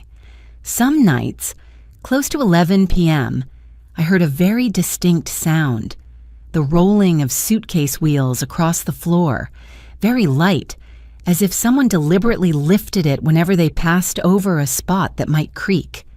I sat upright, my heart pounding, listening. Part of me wanted to step out immediately, turn on the lights and confront them. But another part, the part that had lived long enough to understand how cruel people can become when they are cornered, held me back.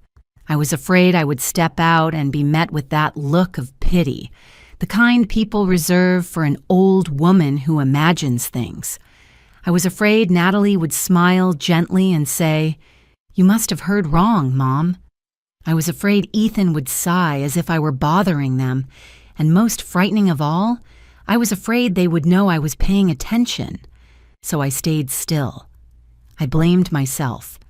I scolded myself for becoming suspicious because of my age, for reading too many stories online about ugly family situations. I told myself that the suitcase sound was probably just Natalie rearranging things, that the footsteps were probably Ethan going to the kitchen for water. But every time I tried to explain it away, a very clear feeling surfaced, one I could not silence. A mother's instinct. That instinct doesn't speak in words. It feels like a stone sitting in your stomach, cold and heavy. It makes you look at a smile and sense something beneath it. It makes you hear the words, "I'm fine," and know with certainty that things are not fine. With Ethan, I had felt that instinct when he was a child. Just hearing his breathing was enough for me to know he was about to get a fever.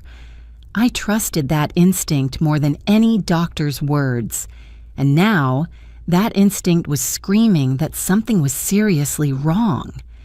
I began to observe every detail carefully, but I did it the way a woman does who has learned that silence can be a form of survival.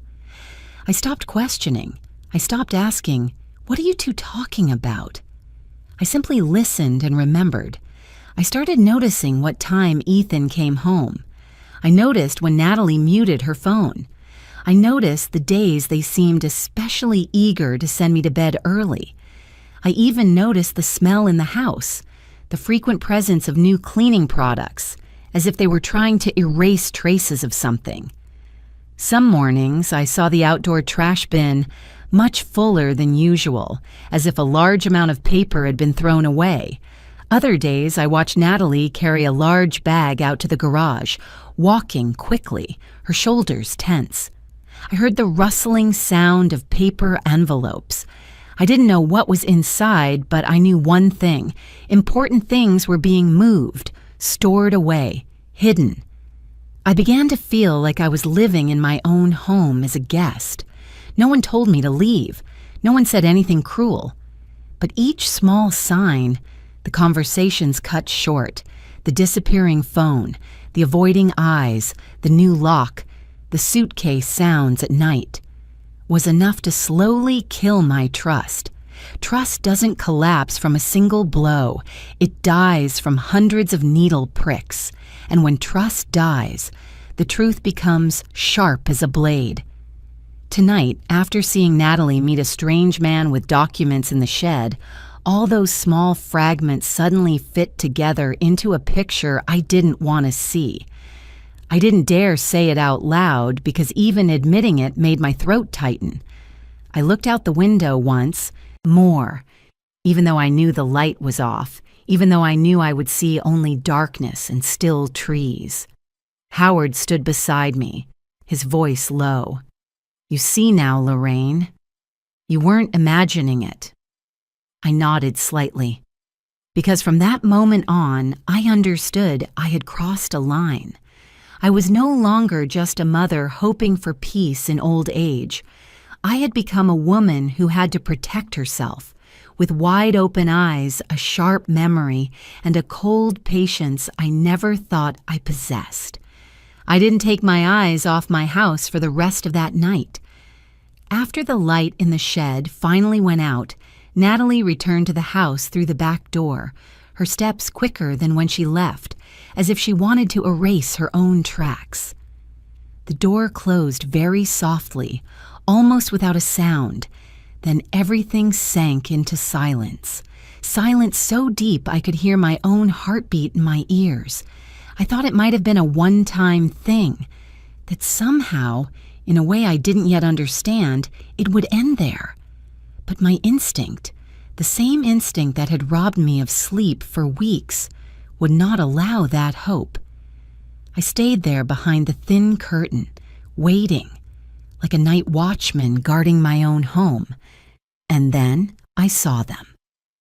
Close to 10 p.m. the next night, a gray sedan pulled up in front of my house. The headlights turned off immediately. 2 people stepped out, a young woman and a man in his 40s. They didn't speak loudly. The woman pulled a medium-sized suitcase, its wheels rolling over the stone walkway. The man wore a backpack, the straps pulled tight across his chest. I recognized that kind of luggage immediately, not for a short dinner visit, but for an overnight stay. Natalie opened the door before they even rang the bell. That sight made my stomach tighten, not because it was unexpected, but because of how smoothly it happened. No hesitation, no questions. Natalie smiled, tilted her head, greeting them like a host accustomed to guests. They exchanged a few brief words. I couldn't hear them, but I saw the gesture clearly. The man pulled out his wallet, took out a few neatly folded bills, and placed them in Natalie's hand. She didn't count them. She simply nodded and stepped aside, signaling them to enter. Cash. In that moment, all doubt inside me turned into something heavy and undeniable. This wasn't paperwork. It wasn't a personal connection. It wasn't a casual visit. It was cash. And Natalie accepted it with a practiced motion. Howard stood beside me, breathing quietly. I didn't turn to look at him, but I knew he was seeing the same thing. The suitcase was pulled into the house. The door closed. The living room curtain shifted slightly, then went still. A while later, I saw the light come on in the upstairs hallway. Then the light from the locked room inside the house, not the shed, the room that had once been my bedroom. I covered my mouth with my hand, not because I was about to cry, but because if I didn't, I was afraid I might scream. I had lived in that room for nearly 30 years. I knew how the light spilled from the window when the lamp was on. I knew the position of the fixture, the angle of its glow. There was no mistaking it. Strangers had been led into the room I no longer had a key to. The room that held the last things Harold left me. The room I believed I was protecting by never entering it again. I didn't sleep that night. The next morning, I returned home before Ethan and Natalie woke up. Howard offered to come with me, but I shook my head. I needed to feel the house with my own body. I needed to see what everything looked like when daylight erased the shadows of the night before. Everything was perfect. The living room was tidy. The kitchen was spotless. The smell of freshly brewed coffee drifted through the air. Natalie stood by the stove, her hair neatly tied back, wearing a light-colored sweater. She turned and smiled at me gently, just like every other day. "Good morning, Mom. Did you sleep well?" The question made my throat go dry. I nodded and answered in a voice that surprised even me with how calm it sounded. Ethan came down the stairs, adjusting his sleeves, greeting me as if nothing had happened. No sign of unease, no tension, nothing at all. The strangers were gone. No suitcase, no backpack, no noise. The locked room sat silent, as if no one had ever stepped inside. I sat at the table, took a sip of coffee, felt the familiar bitterness spread across my tongue, and realized a cold truth. They were very good. So good that if I hadn't seen the night before with my own eyes, I would have believed everything was my imagination. Ethan talked about his work for the day. Natalie asked if I needed anything from the grocery store. They played their roles perfectly, frighteningly so. I looked at my son, the child I once believed could never lie, and understood this. They weren't hiding just one thing from me. They were living two lives under the same roof. I went back to Howard's house that night, and that night I saw them again. This time it was a different couple, a younger man with a large backpack and a blonde woman pulling a small suitcase. Natalie greeted them at the back door. Again, cash. Again, the nod. Again, the locked room. The nights that followed blurred together into an endless chain. Strangers arrived. Luggage went inside. Money changed hands. Lights turned on and off. And every morning, everything returned to normal with chilling perfection. Ethan remained the dutiful son, asking if I wanted him to fix the loose stair step. Natalie remained the attentive daughter-in-law, folding towels, wiping counters, asking about my health. I understood they were acting, and I understood that if I shattered that performance now, I would be the one who lost. Confront them? I had thought about it, many times. There were moments watching Natalie take the money when I wanted to run out of Howard's house, cross the street, pound on the door and ask, "What are you doing in my home?" But I stopped myself, not because I was weak, but because I was clear-headed enough to understand the danger. If I confronted them without proof, they would deny everything. They would say, "I heard wrong, saw wrong." They would use soft voices and concerned looks to turn me into a delusional old woman. And if what they were doing was bigger than what I had seen, if behind those rented rooms there was something more, then revealing my suspicion could make them change their plan, or worse, speed it up. I needed evidence. Not one piece, not one night, but a chain that couldn't be denied. I needed to know how long they had been doing this, how many people were involved, and how they were using my house. I needed to understand the entire play before pulling back the curtain. And so, I chose silence. Silence wasn't weakness. Silence was strategy. I began memorizing times, memorizing faces, memorizing car colors, suitcase sizes, the way strangers walked. I remembered how Natalie always took the money with her left hand. I remembered that Ethan was never present when the money changed hands, but always appeared calm the next morning. Every sleepless night brought me closer to the truth. I was no longer a woman sitting in the kitchen waiting for her children's care. I became an observer, quiet, patient. I knew I was stepping into dangerous territory, but I also knew one thing: that 40-year-old house, my life, and the honor of my late husband could not be sold off in silence, and I would not allow it. I stood by Howard's window long after the last car left that night. Streetlights cast a dull yellow glow onto the wet pavement. My house, seen from across the street, looked brutally peaceful. Howard pulled a chair closer and placed a cup of hot tea in front of me. He didn't speak right away. Neither did I. Some truths need to be spoken slowly, or they knock you to the ground. After a while, Howard finally spoke. His voice was rough and slow, as if each word had been carefully weighed. "Lorraine, I've actually been noticing this for weeks." I turned to him. The warm light in the living room made Howard look older than usual. The wrinkles around his eyes seemed deeper, not from age, but from worry held in too long. I wasn't surprised to hear him say that. I just wasn't ready for how clear the truth had become. Howard said that at first he thought he was just too idle, a widower living alone, spending more time at the window than necessary.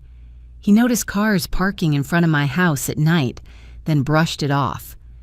Probably friends of the kids, he thought, or someone stopping by late. But the cars kept coming, always after 9 p.m., often around 10 p.m., sometimes later. What made him suspicious was the pattern. Never during the day, never loud laughter or bright lights like normal gatherings. Everything was quiet, discreet, as if someone didn't want to be seen. And the people stepping out of the cars were never the same.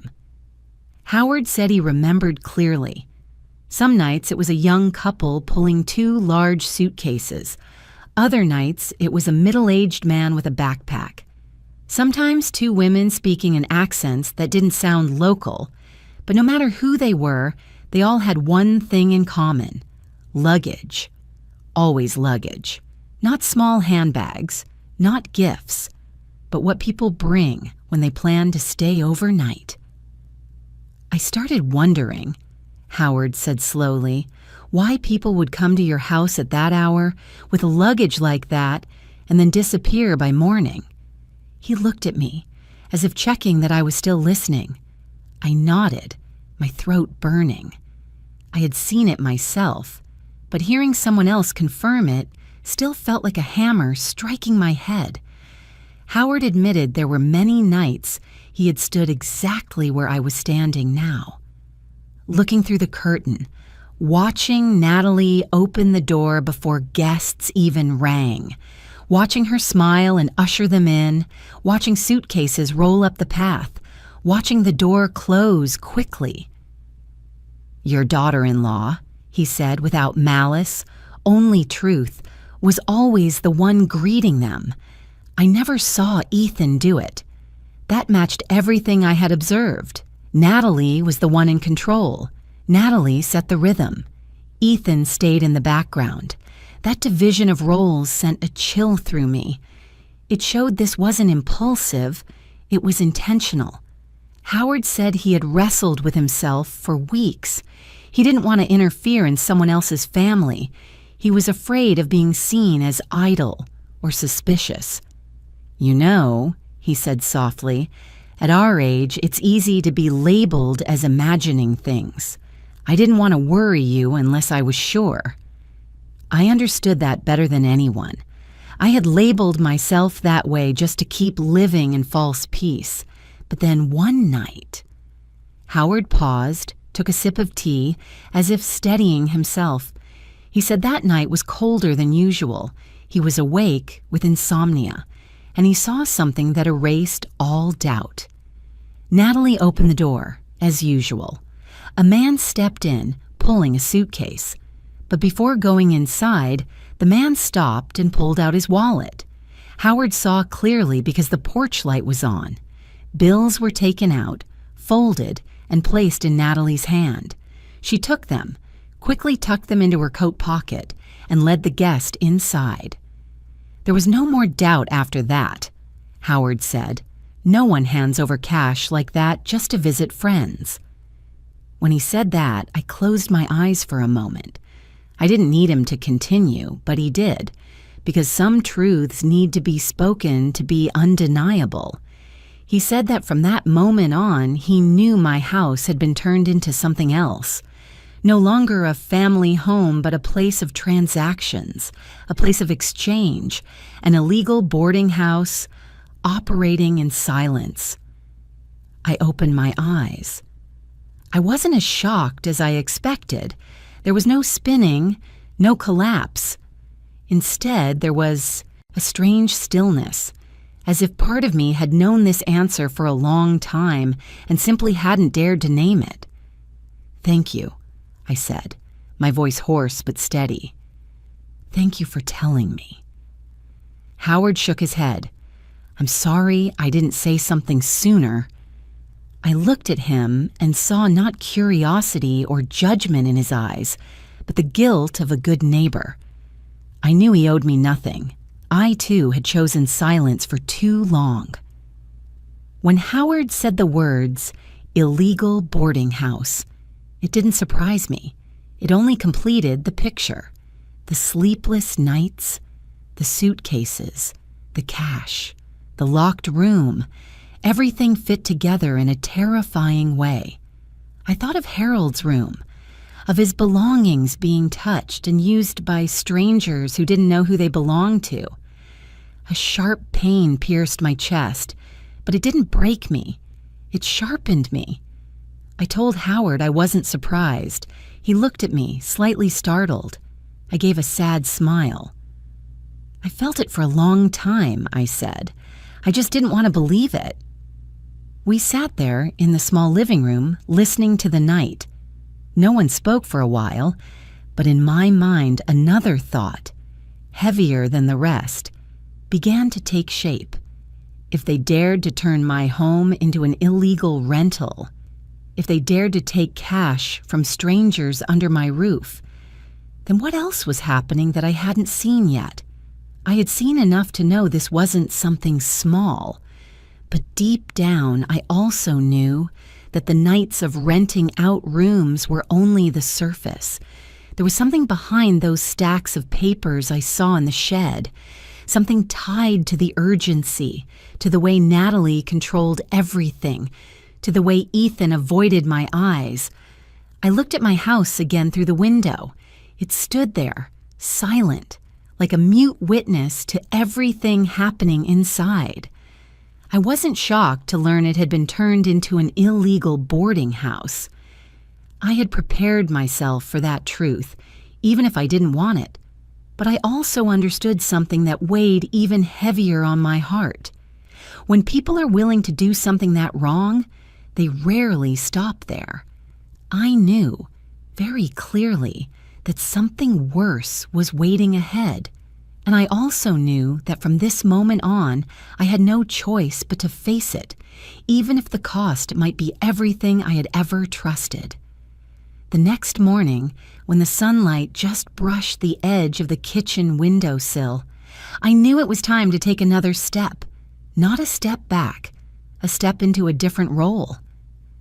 I sat at the dining table, my hands wrapped around a steaming cup of coffee, trying to keep my voice as normal as possible when I said the sentence I had prepared all night.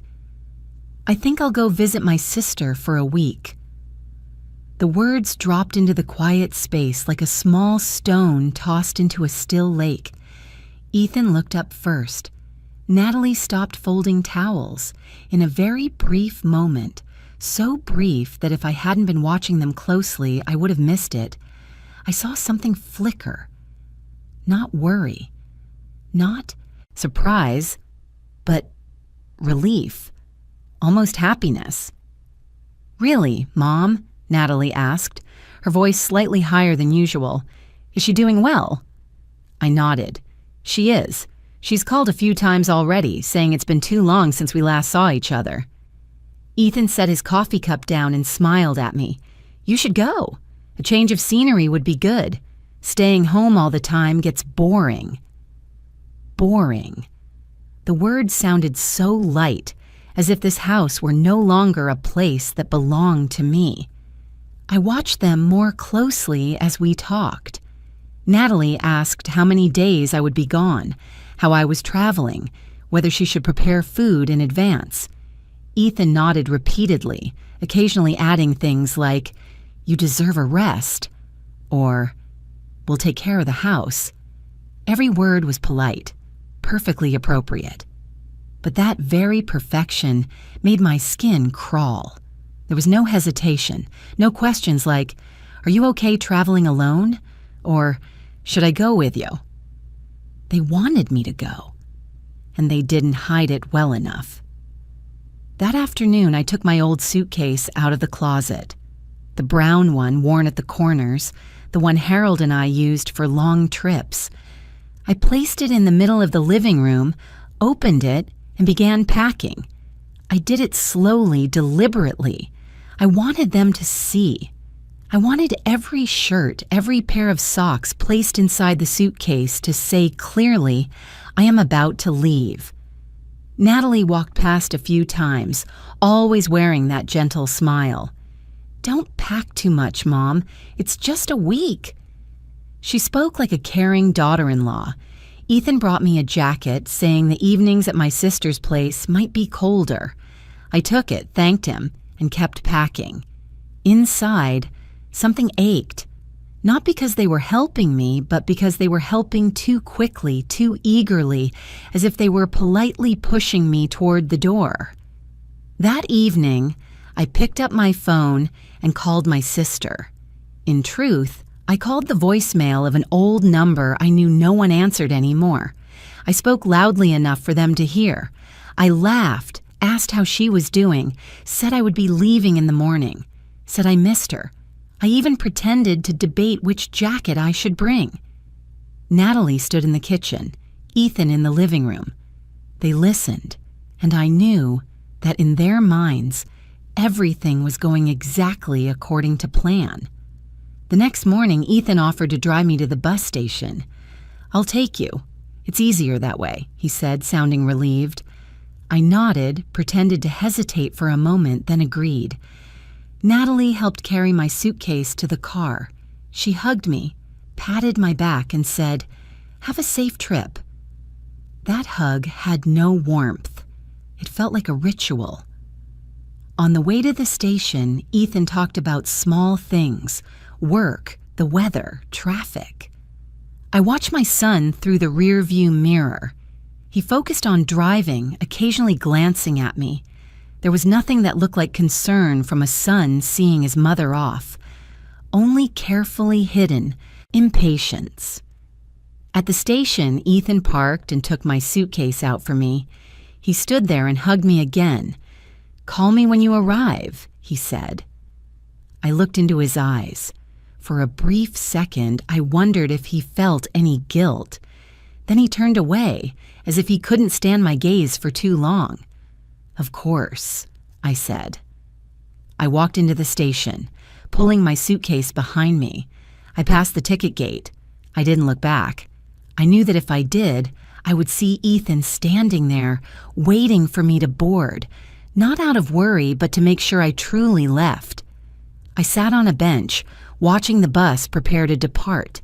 Once Ethan had been gone long enough, I stood up, pulled my suitcase toward the back exit of the station. I didn't get on the bus. I went outside, flagged down a small taxi, and gave the address I had known by heart for many years, Howard's house. When the taxi stopped at the gate, Howard was already waiting. He looked at me with an expression that held both concern and resolve. I pulled my suitcase inside, closed the door, and in that moment I felt as though I had crossed a line I could never return from. I was no longer a passive mother waiting to see what her children would do next. I had chosen to stand on the other side, the side of the truth. From the upstairs room in Howard's house, I could clearly see the front door of my own home. I set the suitcase down without opening it. I didn't need my belongings. I needed my eyes and my memory. That evening, as night fell, I saw Natalie open the door. There was no hesitation, no uncertainty. Strangers arrived. Luggage went inside. Money changed hands. Everything happened faster, more naturally than on previous nights, as if they were certain I was truly gone. Their caution disappeared, replaced by the ease of people who believed no one was watching.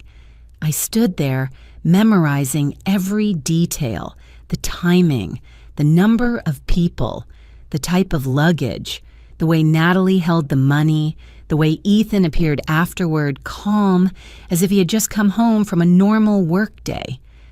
I didn't write anything down. I stored it in my mind.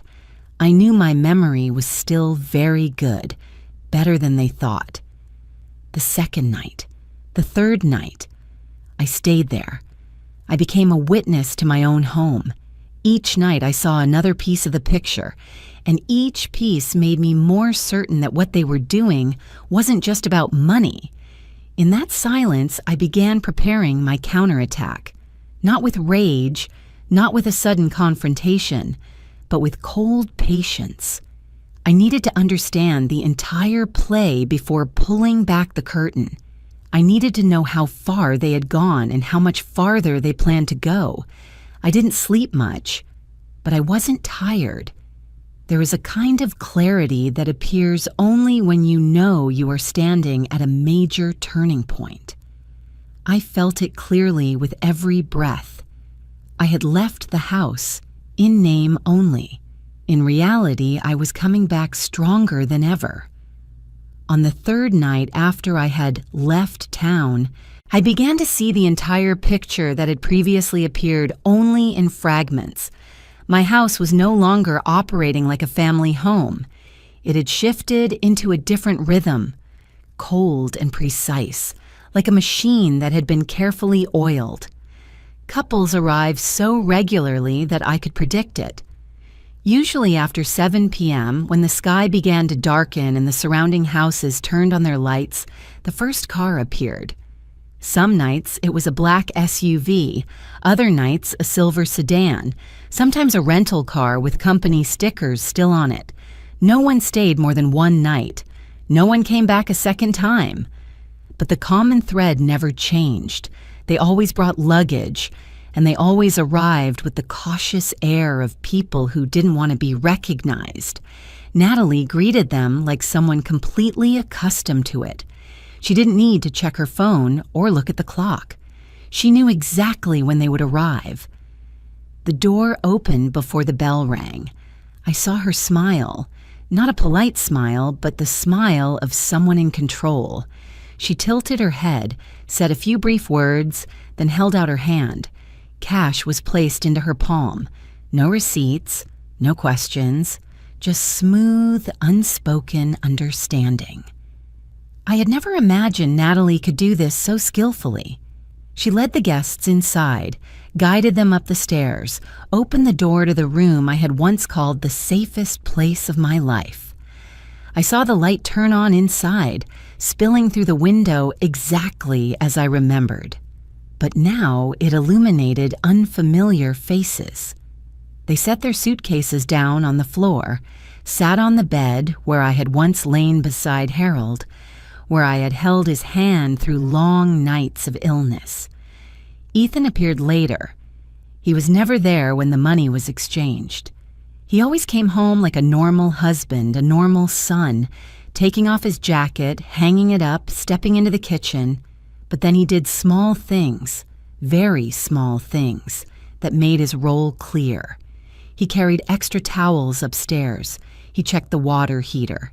He reminded Natalie to lock the back door.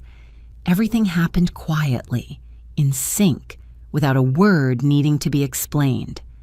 One night, I saw Ethan standing in the upstairs hallway speaking to a pair of guests.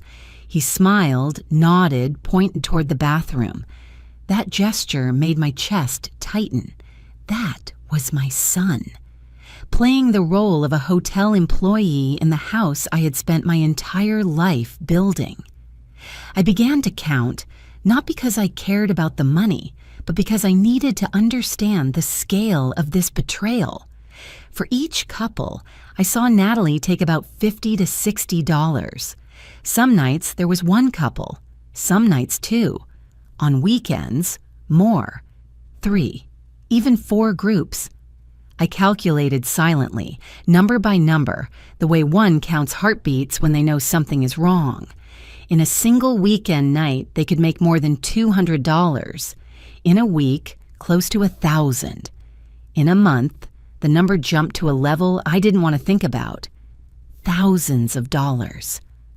Money, earned by using my house, my utilities, and worse, by violating my most sacred memories. Every time the bedroom light came on, I thought of Harold. I remembered the way he used to place a book on his chest when he dozed off. I remembered the steady sound of his breathing in the quiet night. And now, those sounds were replaced. Suitcase wheels, hushed voices, doors closing. It felt like someone was walking muddy shoes across a carpet I had spent my life protecting. The pain didn't come all at once. It accumulated. It settled in layers like dust on furniture. And then, without my noticing when it happened, that pain transformed into anger. Not loud anger, but cold anger. The kind that made my hands shake as I gripped the window railing. The kind that forced me to bite my lip to keep from bursting out of Howard's house, crossing the street, and pounding on my own front door. There were moments when I stood up abruptly. I turned, ready to go down the stairs. In my mind, I saw myself standing in the living room, looking straight at Natalie and Ethan, asking a single question. "What do you think you're doing in my house?" I imagined their faces when exposed, the panic, the confusion, maybe even pleading. Then Howard placed his hand on my arm. "Don't," he said quietly, but firmly. I turned to him, my eyes burning with anger. "They're humiliating me in my own home," I whispered. "I can't just stand by and watch." Howard shook his head slowly. "I know, but you have to look carefully. If you confront them now, they'll deny it. They'll say it's just a few friends. They'll twist the story until you're the one who seems overly sensitive. And if they're doing this, there's a good chance they're doing something else too." That last sentence stopped me cold. I looked back at the house. Natalie stood in the kitchen, laughing with a newly arrived couple. Ethan carried extra blankets upstairs. Everything ran smoothly, like a system that had been operating for a long time. Howard was right. This wasn't the moment to explode. This was the moment to observe, to remember, to accumulate. I needed to know how far they had gone. I needed to know whether what I was seeing was the bottom or just the surface of something darker. I sat back down and took a deep breath. The anger was still there, burning in my chest, but I forced it to settle, turning it into something else, sharp focus. I told myself every night they hosted guests was a night they left traces. Every dollar they took was evidence, and every memory violated was a reason I could not afford to soften. My house had been turned into a secret hotel, but I hadn't lost it. Not yet. I was still here. I could still see, and I could still remember. I thought I had already seen the worst. I believed that turning my home into a secret hotel, making money from rooms filled with memories, was the lowest point of betrayal. But I was wrong. Some truths don't reveal themselves on their own. They wait to be spoken at the right moment by someone brave enough to break the silence. Howard told me that story on a gray afternoon, with light rain falling on the porch outside. We sat in the kitchen, each holding a cup of tea that had gone cold without either of us noticing.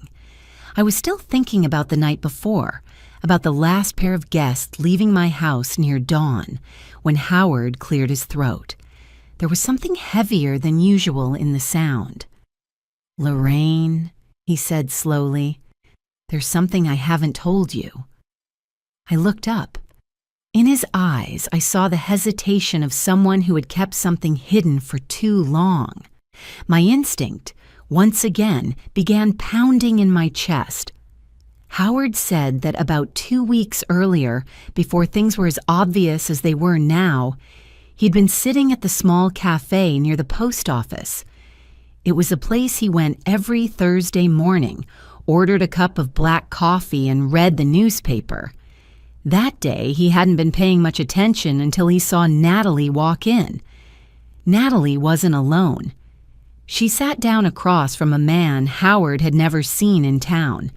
The man looked to be around 50 years old, neatly dressed, wearing a dark jacket, his hair carefully combed. Most important of all, he carried a thick briefcase, the kind people don't bring just to have a casual coffee. Howard hadn't meant to eavesdrop, but the cafe was small, and they weren't speaking very quietly. At first, he heard scattered words that didn't seem alarming. Paperwork, procedures, timing. Then he heard words that made him lower his newspaper. Legal capacity. Howard repeated the phrase to me slowly, as if he himself didn't want to believe what he had heard. I felt a chill run down my back.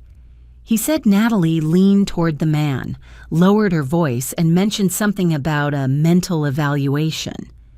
The man nodded, opened the briefcase, and pointed to several pages.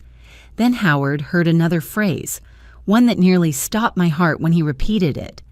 Nursing home. I don't remember how I reacted in the seconds that followed. I only remember the cold spreading along my spine, as if someone had poured ice water over me. Those words weren't random. They don't appear in casual conversation. They are the language of law, of planning, of calculation. Howard said he sat there, heart racing, afraid to turn his head and look directly at them. He worried that if they realized he was paying attention, the conversation would stop. But he heard enough to know Natalie wasn't talking about anyone else. She was talking about me. She needs to be evaluated. Howard recalled Natalie's voice, calm, without emotion. Just to be sure. She's not young anymore. Howard didn't hear every detail, but he heard enough to know it wasn't an innocent conversation. When Natalie stood up, the man closed the briefcase, nodded, and they left the cafe, together. Howard sat there for a long time afterward, unable to take another sip of his coffee. I didn't know what to do, Howard said, his voice rough. I was afraid I'd heard wrong, and I was afraid if I said something without being sure, I'd scare you. I didn't blame him. Because if I had heard that story from someone else, I might have asked myself the same question. Was I imagining things? But now, with all the pieces laid side by side, the locked rooms, the papers I saw at night, the way they pushed me out of the house, everything became brutally clear. The house wasn't just a source of income, it was the target. And I was the obstacle. My throat went dry. "Are you sure?" I asked, even though I already knew the answer. Howard nodded. "I'm sure I can't forget those words." That very night, I called Rebecca. Rebecca is my lawyer and also an old friend from when I worked at the city library. Her voice on the other end of the line was as calm as ever, but when I told her what Howard had overheard, I sensed a very slight change in her breathing. "Lorraine," Rebecca said after a brief silence, "if they're discussing legal capacity and a mental evaluation, this is more serious than you think." She explained it to me, without rushing, without trying to scare me, but every word felt like a knife cutting through my last remaining illusion. At my age, all it takes is one unfavorable medical evaluation, even one that's manipulated or misinterpreted, and a court can consider appointing a legal guardian. And if that guardian is Ethan, "Your assets," Rebecca said plainly, "could be legally controlled. The house, the bank accounts, medical decisions, everything." I gripped the phone tightly. "But I'm completely clear-minded," I said, my voice shaking. "I'm not incompetent." "I know," Rebecca replied, "and that's exactly why you have to act early.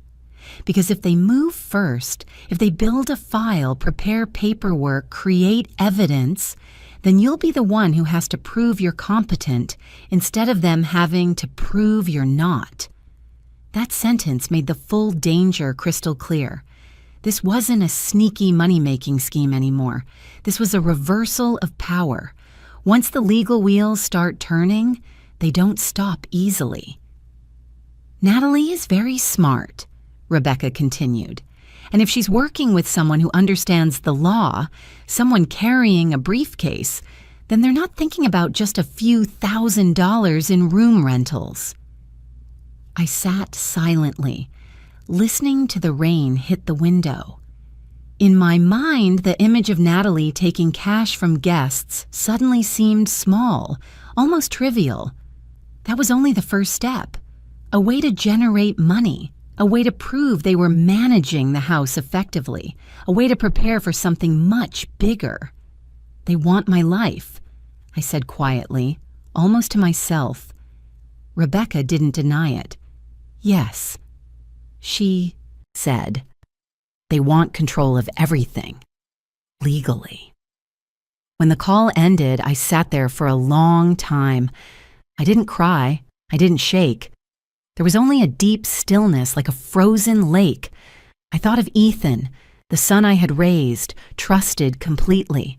I thought of Natalie, the woman who had entered my family with a gentle smile. And I realized the most painful part wasn't that they wanted money. It wasn't that they were violating my home. The most painful part was that they had planned to erase me from my own life through legal, cold, methodical means, without leaving any visible trace of cruelty on the surface. I stood up and walked to the window, looking toward my house. The lights were still on. Normal life was still going on inside, but I knew that from this moment on I couldn't hesitate anymore. Because once people start talking about legal capacity and nursing homes, it's no longer a family matter. It's a fight for the right to exist as yourself. I didn't sleep at all that night, not because I was afraid, but because my mind was painfully clear. Rebecca's words echoed over and over, each sentence like a cold stone dropping onto an already frozen lake. If they moved first, if they prepared enough paperwork and enough evidence, I would be pushed into a position where I had to prove I was still myself. That thought made it impossible for me to sit still another day. The next morning, when Ethan left early for work and Natalie drove out to go shopping, Howard looked at me and, with just a nod, understood what I was about to do. I didn't say it out loud, but we both knew. It was time for me to face the place they believed I would never dare to touch, the shed behind the yard, the place where Harold had spent the last decades of his life fixing small things, building bookshelves for me, and storing tools he could never bring himself to throw away. I walked across the grass, still wet with dew, my heart beating hard but steady. The shed key was still on my old key ring. At least that gave me a small sense that they hadn't managed to replace everything yet. The door opened with its familiar creak. The smell of old wood and machine oil filled my nose, carrying a warmth of memory I didn't have time to indulge. Dim light filtered through the small window, just enough for me to see the old wooden shelves, Harold's workbench, and something that did not belong there at all. A gray metal safe, placed neatly under the table. I froze for a few seconds. My heart pounded harder, not from surprise, but from the cold confirmation of suspicions that had clung to me for weeks. I stepped closer and bent down. The safe wasn't locked. Maybe they were in a hurry, or maybe they were too confident that no one else would come in here. I opened the safe. Inside was cash, more than I expected. Bundles of bills neatly tied with rubber bands in various denominations. I didn't count carefully, but a single glance was enough to know it represented many nights, many weeks, money earned from my house, my room, my memories. Nausea rose in my throat, but I forced myself to keep going. Beneath the cash was a thick stack of documents. I took them out and placed them on Harold's workbench, where he used to set his coffee cup every morning. The first folder made my hands tremble, a short-term rental contract. The address was my house. The owner was clearly listed, Ethan. My son's name sat boldly on the line marked owner, like a knife driven straight into the last trust I was still trying to hold on to. I turned the next page. In the notes section, there was a small line of text that made it hard to breathe. Ownership transfer in progress, pending court ruling. Transfer, pending ruling. I set that stack down, took a deep breath, and continued. There was another file, clipped separately with a light-colored cover. On it were words that made my blood run cold. Capacity evaluation. My name was printed clearly. My age. A scheduled evaluation date. The assessment section. Blank. But at the bottom of the page, there was already a doctor's signature. A doctor I had never met. That signature sat there like a forged certainty waiting to be legalized. I flipped the page. Another sheet slid out, a price quote from a place with a very gentle-sounding name, Evergreen Haven, a nursing home, private room, full-time care. The cost was printed boldly at the bottom, a number so high I had to look twice to make sure I wasn't mistaken. Everything had been calculated. They had chosen where to confine me, priced out the rest of my life the way one selects an item from a catalog. My legs felt weak, but I didn't allow myself to sit down. I knew I had to keep going while I still could. At the bottom of the stack was another document, a full power of attorney. My name was already printed under grantor, Ethan's name under agent. Only one thing was missing, my signature. The line was blank, glaringly white. I could picture the moment they were planning, me signing it while not fully aware, then waking up to realize I had handed everything over myself. A small piece of paper slipped out from between the pages. I picked it up, my hands shaking violently. It was a handwritten note, in Natalie's handwriting. I recognized it instantly. The lines were short, clinical, chilling. It mentioned a sedative, dosage, timing, before the evaluation. No further explanation was needed. Everything was painfully clear. I stood there for a long time, listening to my heart pounding in my chest, as if it were reminding me that I was still alive, that I still had the right to decide. I didn't cry. I didn't scream. For a moment, I wanted to burn everything, to erase every trace of this plot. But I knew that wasn't my path. I took out my phone, every document, every page, every line. I photographed them all. I made sure the lighting was clear, the signatures sharp. I photographed the safe and the cash inside it. I didn't miss a single detail. Each click of the camera felt like reclaiming a piece of control that had been stolen from me.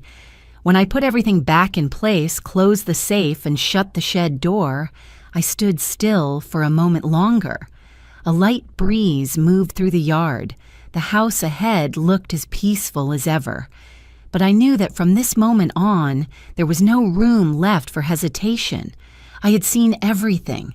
I had touched the evidence. And I understood with absolute clarity there was only one path forward. Not the path of an impulsive confrontation, not of pleading or hoping for a late awakening. It was the path of truth, revealed at the right moment, in the right way, to protect me from the very people who had planned to erase me from my own life.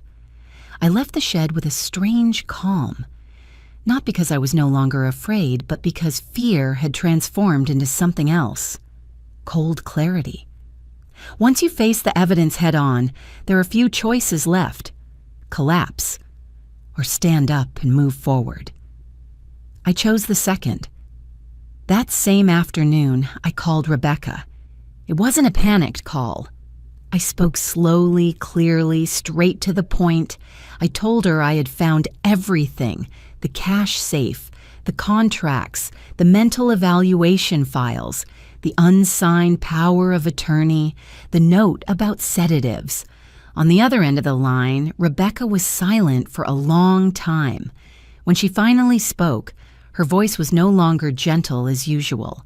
It was sharp and steady, the voice of someone who had seen enough to know exactly what needed to be done. "Lorraine," she said, "we act now, not one more minute of waiting." That evening, Rebecca arranged for me to see an independent doctor, someone with no ties, no connections to my family. The appointment was discreet but serious. I answered every question, completed every test, not to prove I was normal, but to create a record that could not be twisted. When the doctor signed the certificate confirming my legal capacity, I felt as if I had reclaimed a piece of territory that had been silently occupied. Rebecca didn't stop there. She immediately drafted revocation documents, revoking any and all powers of attorney, present or future. Any document that might have been signed before, if any existed, was rendered invalid. Everything was notarized, stamped, and properly filed. I signed each page, my hand steady. Every signature redrew a boundary. Then came the will. Rebecca asked if I was sure.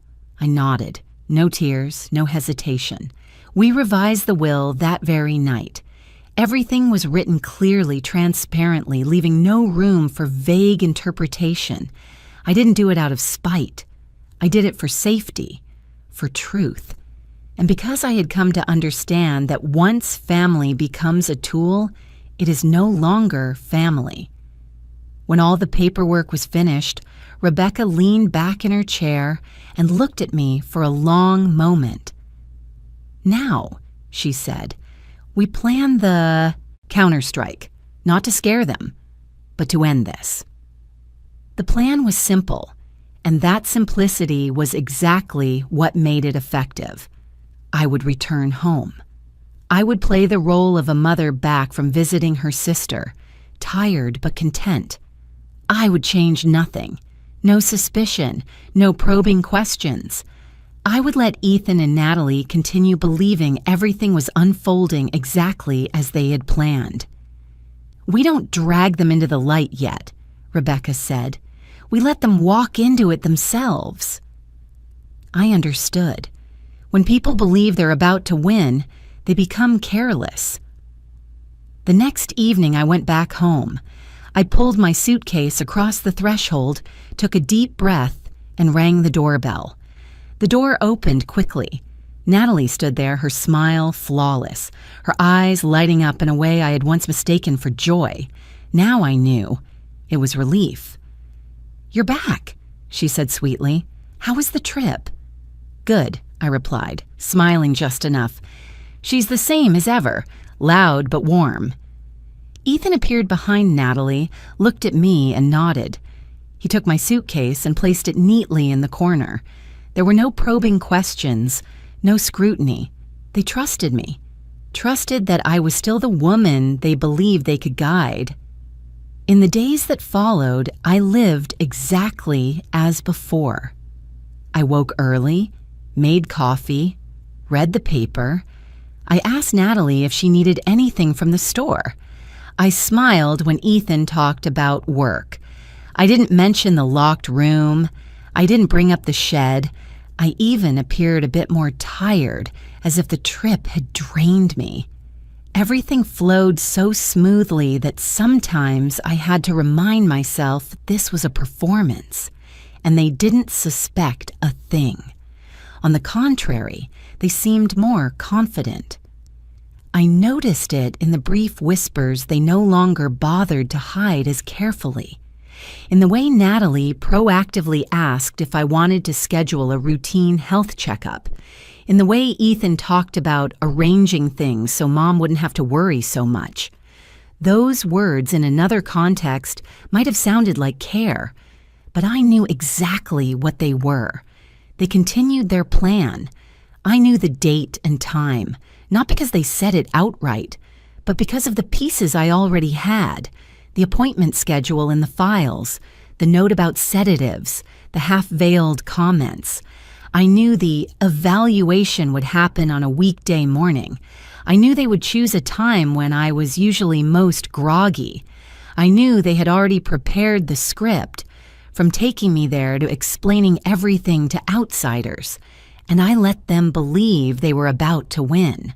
I let Natalie make me tea every evening.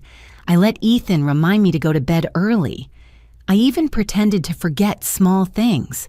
My keys, my reading glasses, just enough to reinforce the image they were trying to build. Not too much, just enough. Meanwhile, everything Rebecca had prepared was quietly waiting for the right moment. Documents had been filed, records sealed. The people who needed to know knew. I didn't need to shout. I didn't need to run. I just needed to stand still and let the truth do its work. Some nights I lay in my old bedroom, staring at the ceiling, thinking of Harold. I wondered what he would say if he could see me now. He probably wouldn't say much. He would just place his hand over mine the way he used to and tell me I was doing the right thing. I wasn't afraid anymore. Not because the danger had disappeared, but because I had stopped avoiding it. Ethan and Natalie believed they were very close to the finish line. They believed everything was within their grasp. I let them believe that, because some traps only work when the prey walks in wearing a victorious smile. That night came sooner than I expected. Not because time moved quickly, but because everything had already been set in place, waiting only for the final moment to collapse. As darkness settled, the porch lights turned on as they did every evening. I sat in my room with the door slightly ajar, clearly hearing the familiar rhythm of life downstairs. Natalie moved around the kitchen, the soft clink of dishes touching. Ethan went up and down the stairs, checking locks, checking light switches. They didn't realize that this very professionalism had become the most vivid evidence against them. There were more guests than usual. I recognized it immediately from the first sounds. Not just one couple, then a second, then a group of 3. The sound of suitcases rolling across the tiled porch came one after another, each time making my heartbeat slow by one beat, not from fear, but because I knew I was nearing the end. Natalie greeted them as always, her voice just friendly enough, just discreet enough. I heard soft laughter, brief greetings. Money changed hands. I didn't see it, but I didn't need to anymore. I had seen it too many times. The house was full of guests. I closed my eyes for a brief moment. This was exactly the moment Rebecca had talked about. The moment they felt most confident, the moment they believed no one was watching them anymore. And then, the doorbell rang. Not the familiar chime, not the short, cautious press of a renter. This sound was firmer, longer, as if the person outside wasn't asking for permission. Natalie froze. I could clearly hear her footsteps stop in the middle of the living room. Ethan came down the stairs faster than usual. I heard his voice call out, trying to stay calm. "Yes." "Who is it?" A man's voice answered from outside, low and clear. "City Inspector, please open the door for a lodging inspection." Just one sentence, but it was enough to freeze the air inside the house. I stood up, not rushed, not shaking. I adjusted the light jacket on my shoulders and took a deep breath. I didn't step out right away. I let them open the door. I let them face the truth before I appeared. The door opened. I heard shoes stepping inside. Not just one person, at least two. The inspector's voice sounded steady and professional, without emotion. "We've received reports of illegal short-term lodging activity at this address." Natalie smiled, a smile I knew all too well, but this time it didn't quite hold together. "There must be a mistake," she said. "This is a private residence." The inspector didn't argue. He simply turned to a younger man and gestured. The man pulled out a camera. "May I ask," the inspector continued, "who are the people present here tonight?" The air went silent for a few seconds. Then a stranger's voice spoke up, a middle-aged man standing near the sofa. "I rented a room here. I paid by the night." Natalie spun toward him. "You—" But it was already too late. Another woman spoke, sounding confused. "We were referred here. We paid cash when we arrived." Sentence by sentence, like bricks falling from the fake wall Natalie and Ethan had built. None of the guests knew they were becoming witnesses, but the truth doesn't need staging. It only needs the right questions. The inspector nodded and took notes. Then he turned to Ethan. "Are you the homeowner?" Ethan opened his mouth. No sound came out for the first second. Natalie stepped forward, trying to regain control. "They're just friends staying over. There's no business going on." The inspector looked straight at her. "Then please explain why multiple unrelated individuals are here with luggage and have confirmed paying for lodging." No one could answer. "We need to inspect the rooms." The inspector said it like a formality, but I knew, and they knew, it was the end. Doors were opened, one room at a time.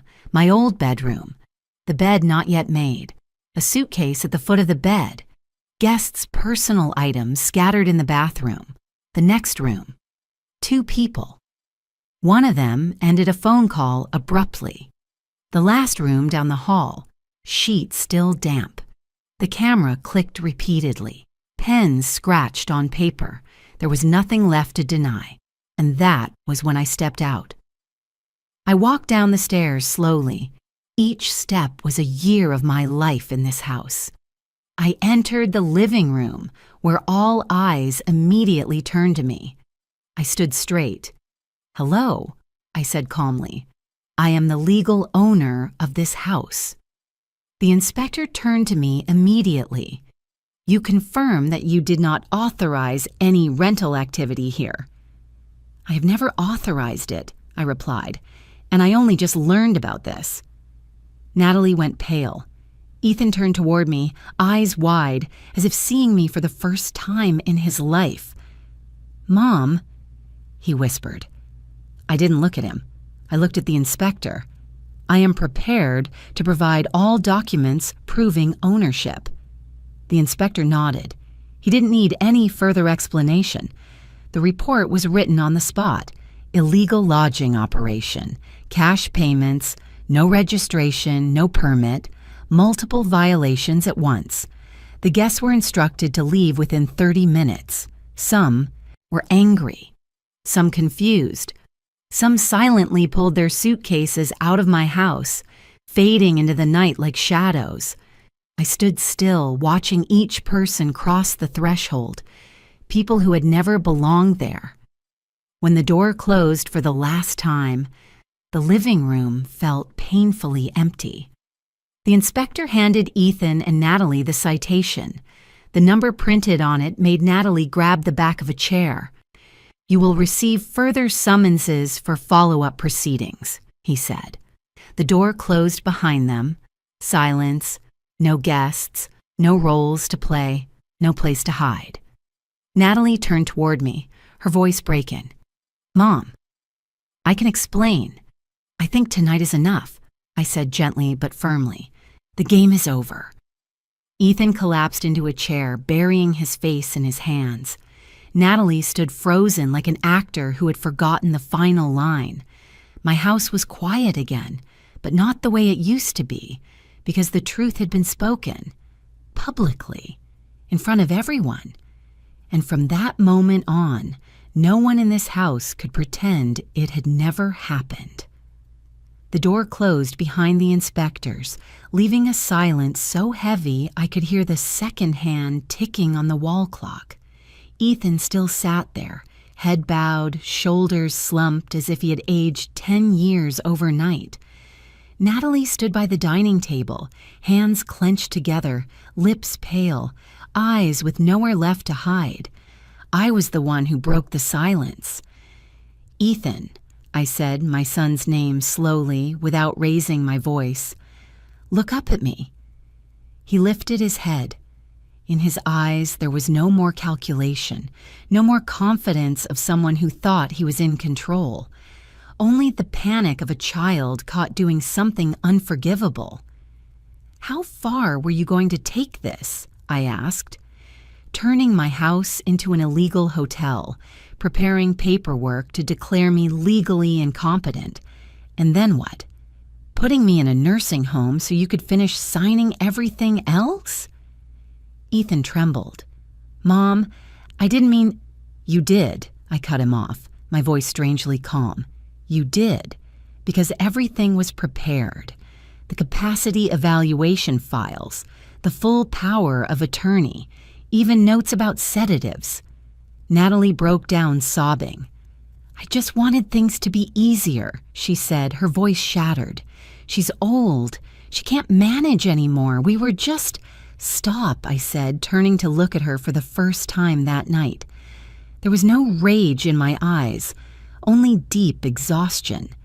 "You have no right to decide my life, and you certainly have no right to drug me to get my signature." Natalie collapsed into a chair, burying her face in her hands. Ethan began to cry out loud, not the kind of crying that begs for mercy, but the sound of someone realizing they've crossed a line they can never undo. I looked at my son for a long time. I remembered holding him as a baby, his first steps in this very living room, the nights I waited up for him when he studied far from home. That love didn't disappear, but it was damaged, permanently. "You will leave this house," I said, "within this week." Natalie looked up, horrified. "Mom, there is no mom right now," I replied. "This house is no longer safe with the two of you in it." Ethan nodded, not arguing. Perhaps for the first time in his life, he understood he had no right to demand anything. I continued, slowly and clearly. "I will not press criminal charges against you, not because I've forgotten what you did, but because I don't want the rest of my life tied to courtrooms and resentment." Ethan collapsed, sobbing. Natalie said nothing more. I didn't comfort them. I didn't insult them either. Some lessons don't need further explanation. A week later, the house was empty again. I changed the locks. I threw open the rooms that had once been locked. I took out Harold's belongings, cleaned them, arranged them, put them back where they belonged. I repainted the bedroom walls, changed the sheets, opened the windows to let the sunlight in. Slowly, the house began to breathe again, with my breath in it.